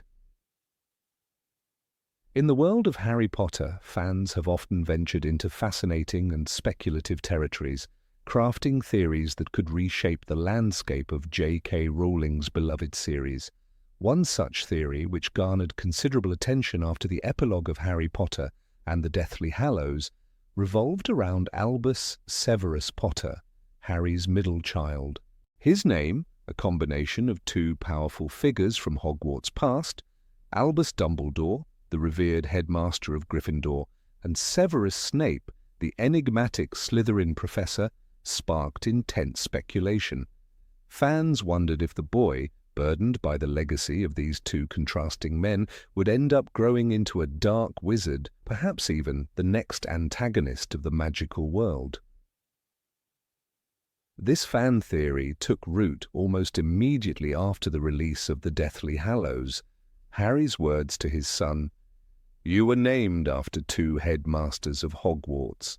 One of them was a Slytherin, and he was perhaps the bravest man I ever knew," seemed to hint at a future where Albus Severus Potter, like his namesakes, would have to choose between good and evil. After all, both Dumbledore and Snape had complicated, often ambiguous lives.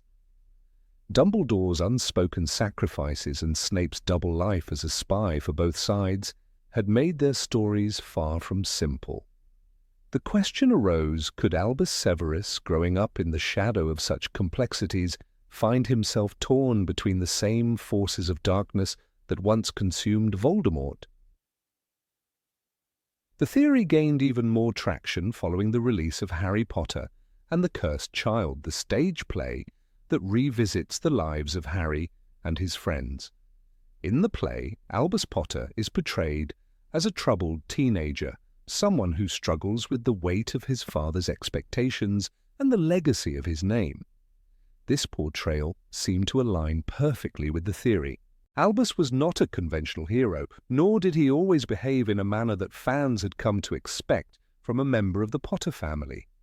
Instead of embracing the heroic traits of his father or his famous grandfather, Harry, Albus found himself isolated, misunderstood, and occasionally rebelling against the world that had been laid out before him.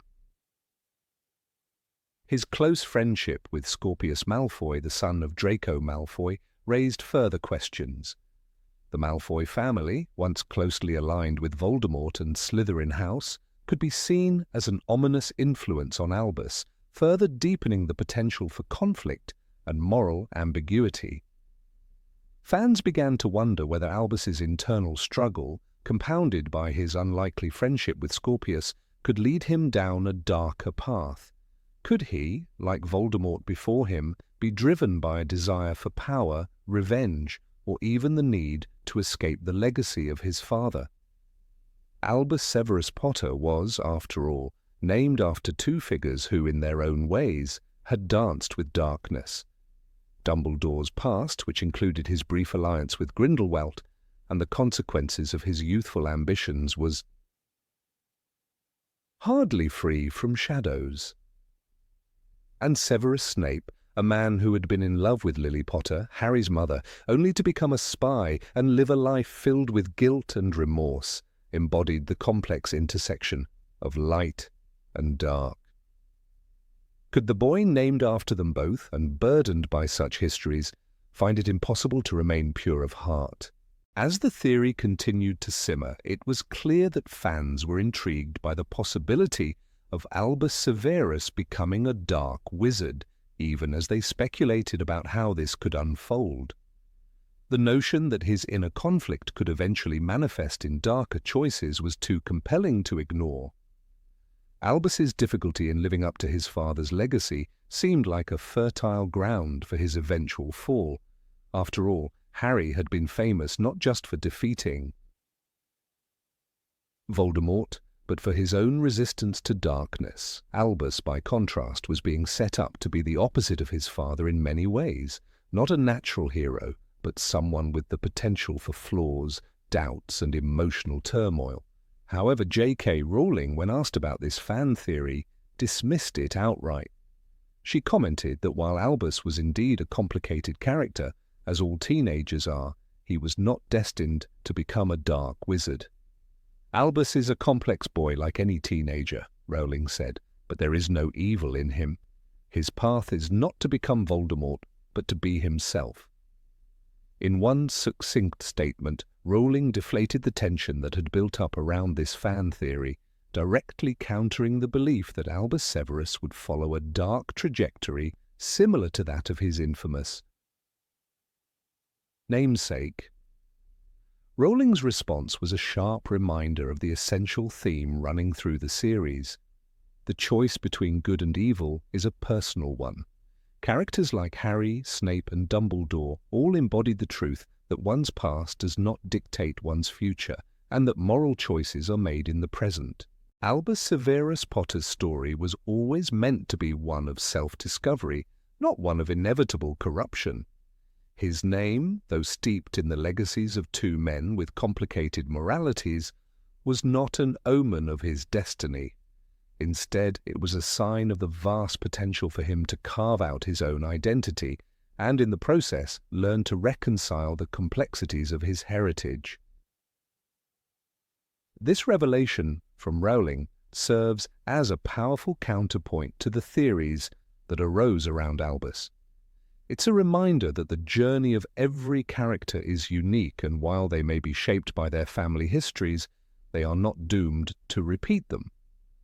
Albus's struggle with his identity and his place in the world of wizards was always meant to reflect the universal experience of adolescence, a time of uncertainty, exploration, and ultimately personal growth. In the end, Albus's choice was not to follow in the footsteps of his namesakes, but to forge a path of his own. Despite Rowling's clarification, the theory about Albus Severus Potter becoming a dark wizard reveals an important aspect of the Harry Potter series, its ability to spark conversation and imagination among fans. The series is filled with characters who are shaped by their legacies and face the challenge of defining themselves against those legacies. Albus, as a character, is a symbol of that challenge.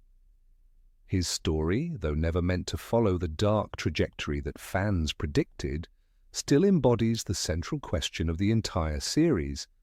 How do we move beyond the weight of our past and become the people we are meant to be? Ultimately, Albus Severus Potter's fate was never to mirror that of Voldemort or even Snape, but to represent the ongoing battle within each of us to define our own futures. Through Albus's story, Rowling emphasized that our identities are shaped not only by the legacies of those who came before us, but by the choices we make in the present. Even though he was named after two figures who embodied both light and dark, Albus's journey was one of redemption, acceptance, and self-discovery, not a fall into darkness. Number 27. House elves are descendants of an ancient magical race. In the world of Harry Potter, there are many mysteries that fans have speculated on for years. One of the most intriguing theories that arose from the fan community suggested that house elves, the small, hard-working magical creatures who serve wizards and witches, were not simply enslaved beings, as they appear to be in the stories. Instead, some fans believed that they were descendants of an ancient race of wizards, a once powerful civilization of magicians who had somehow degenerated over time. According to this theory, house elves were not mere servants, but remnants of a forgotten magical society subjugated by wizards who had once been their equals, leading to their fall into servitude. The idea that house elves were the result of a degenerated magical race was not just a random speculation. It was based on several aspects of their portrayal in J.K. Rowling's world. For instance, house elves possess magical abilities that are far beyond the capabilities of ordinary wizards. They can apparate, that is, instantly teleport from one location to another, a skill that even skilled wizards like Harry Potter and Hermione Granger cannot perform. This ability, which seems to come naturally to house elves, became one of the central pieces of the theory. It led some fans to hypothesize that their magical abilities were a remnant of a much more powerful and ancient form of magic, which had been stripped from the wizards who once wielded it. The idea of house elves as descendants of an ancient, highly magical race seemed to make sense when one considered their extraordinary powers and their apparent resistance to the usual magical rules that applied to wizards and witches. Moreover, the mysteries surrounding the origins of house elves played into the theory. J.K. Rowling never went into great detail about their history, leaving many questions unanswered. The house elves' origins were not discussed in depth in the books, and their role in magical society was largely ignored or dismissed by the wizards themselves. This silence around their past led fans to speculate that there was something more to house elves than met the eye. Some argued that the wizards of the present era deliberately avoided addressing the true nature of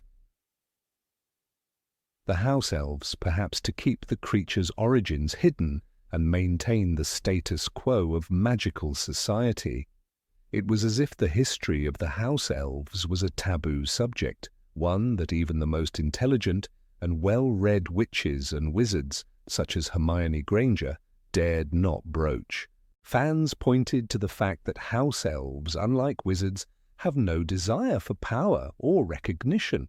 They are content in their servitude, living to please their masters and taking pride in their work, no matter how degrading or difficult. This behavior seemed out of place, especially for a race that was thought to have once been so powerful. It was this paradox, the incredible magical potential of house elves, combined with their willingness to serve without question, that led many to believe that they had once been equal to wizards in magical stature, but had since fallen into a state of subjugation.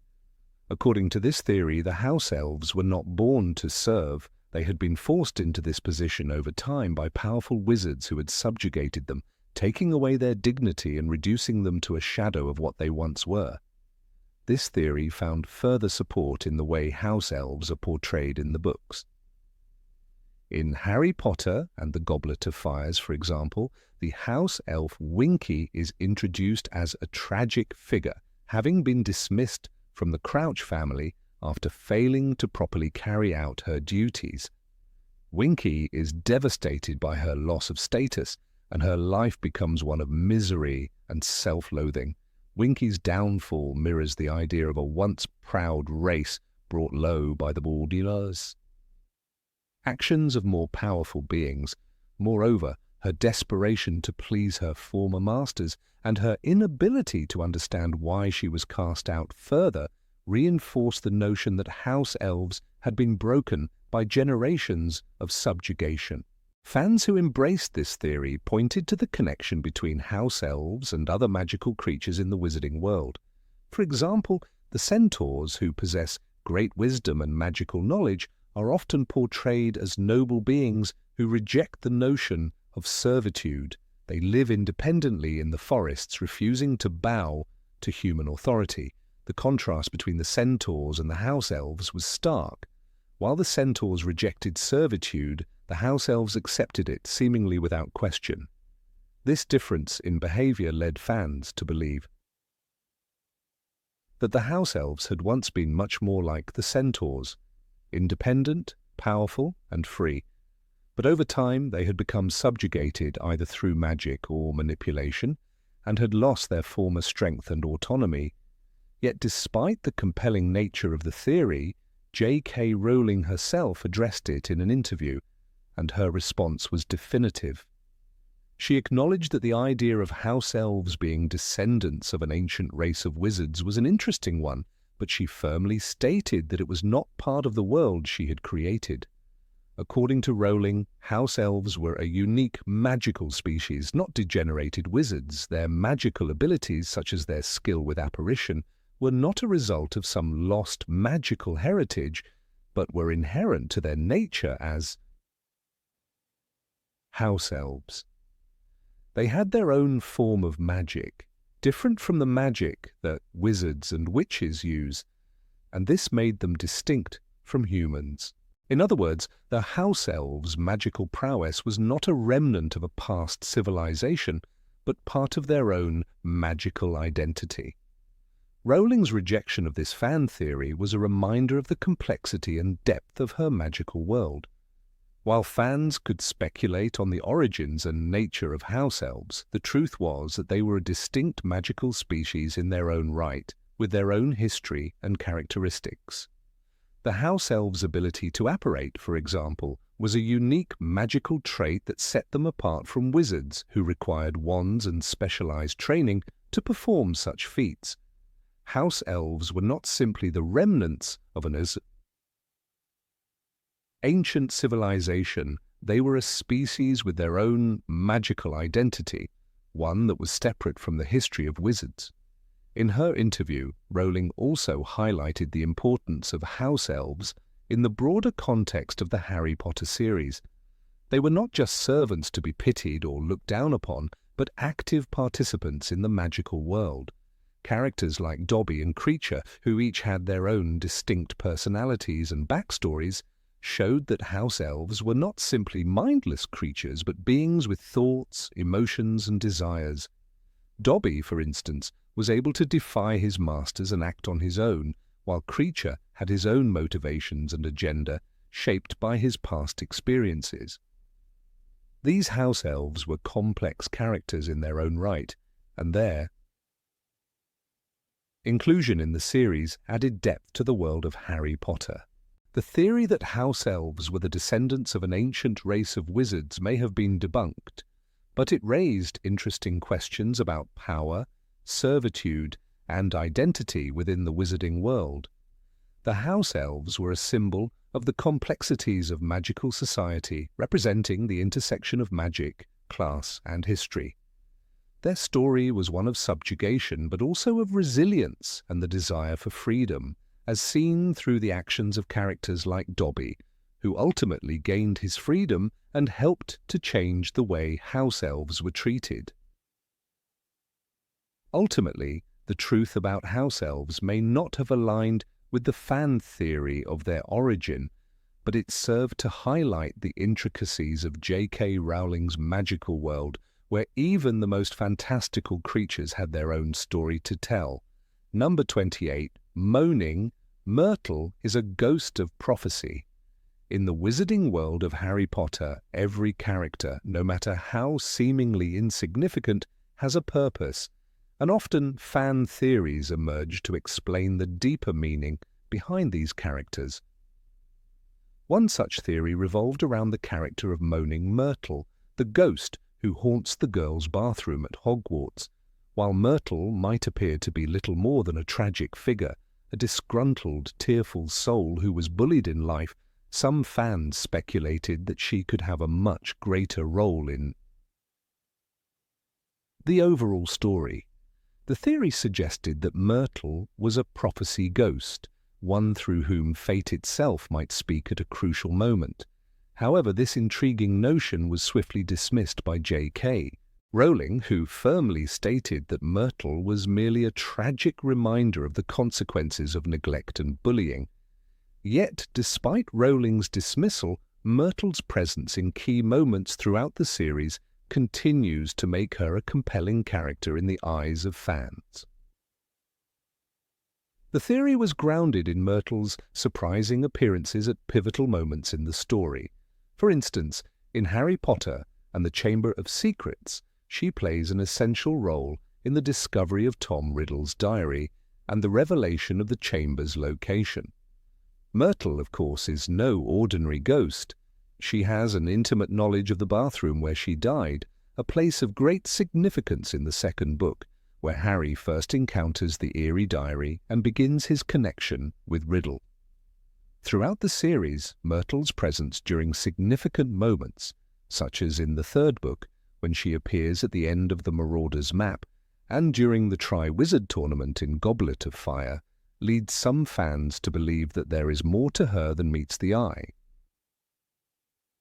Myrtle's eerie and frequent appearances, paired with her peculiar knowledge of events that transpired long after her death, led to the hypothesis that she might have been destined for something greater. According to the theory, Myrtle, a ghost caught between life and death, could have been the chosen one, a figure who would one day speak for destiny itself. Some fans even proposed that Myrtle's tragic death, a death that occurred due to an event of violence and neglect, might have aligned her with a larger, almost cosmic role. After all, we are introduced to several other characters in the series who carry significant roles in shaping the fate of others, such as Harry himself. The idea that Myrtle might be a vessel for prophecy made sense to some readers, considering her almost omniscient presence at key moments. In this theory, Myrtle's role as a seemingly insignificant passive ghost suddenly takes on a deeper significance. The fan theory suggested that she wasn't merely a ghost of the past, but a medium through which a prophecy would be revealed, much in the same way Harry's life was tied to his own prophecy. Myrtle, a victim of bullying and cruelty, was seen as an innocent character caught in the web of fate, and the idea that she might one day deliver a crucial message was an enticing one for many fans. However, J.K. Rowling's response to the fan theory put an end to these musings. She smiled at the suggestion, but quickly dispelled it, providing a firm explanation for Myrtle's role in the story. According to Rowling, Myrtle was not destined for greatness or the role of a prophet, but rather represented the emotional scars left by neglect and cruelty. She remained trapped in adolescence, caught in a moment of her life where she was misunderstood, victimized, and ultimately murdered. Myrtle, Rowling explained, is a tragic, pathetic character whose role was to serve as a poignant reminder of the pain caused by bullying and isolation. Rowling's response reveals the complexity of the world she created, where every character, even those who seem to exist only in the background, has their own arc. Myrtle's existence is not about fulfilling a grand prophecy or serving as a figure of cosmic importance, but rather about illustrating the human cost of bullying and the lasting impact of unresolved trauma.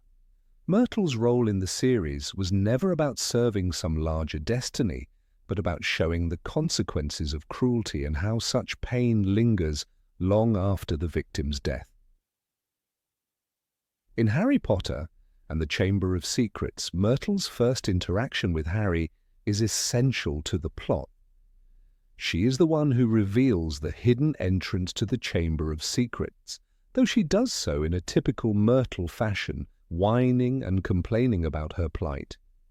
She has an almost comical presence, filled with self-pity and constant tears, but her knowledge of the chamber and the events surrounding her death makes her more significant than a mere comic relief character. Still, Rowling had no intention of elevating Myrtle into a key player in the battle between good and evil. Her role was to provide clues, yes, but she would never be the one to unravel the mystery of the chamber's true purpose. The fan theory that she could be a prophet speaks to the wishful thinking of readers who wanted to find hidden depths in every character, but Myrtle, Rowling insisted, was more a cautionary tale than a pivotal player in the fight against Voldemort.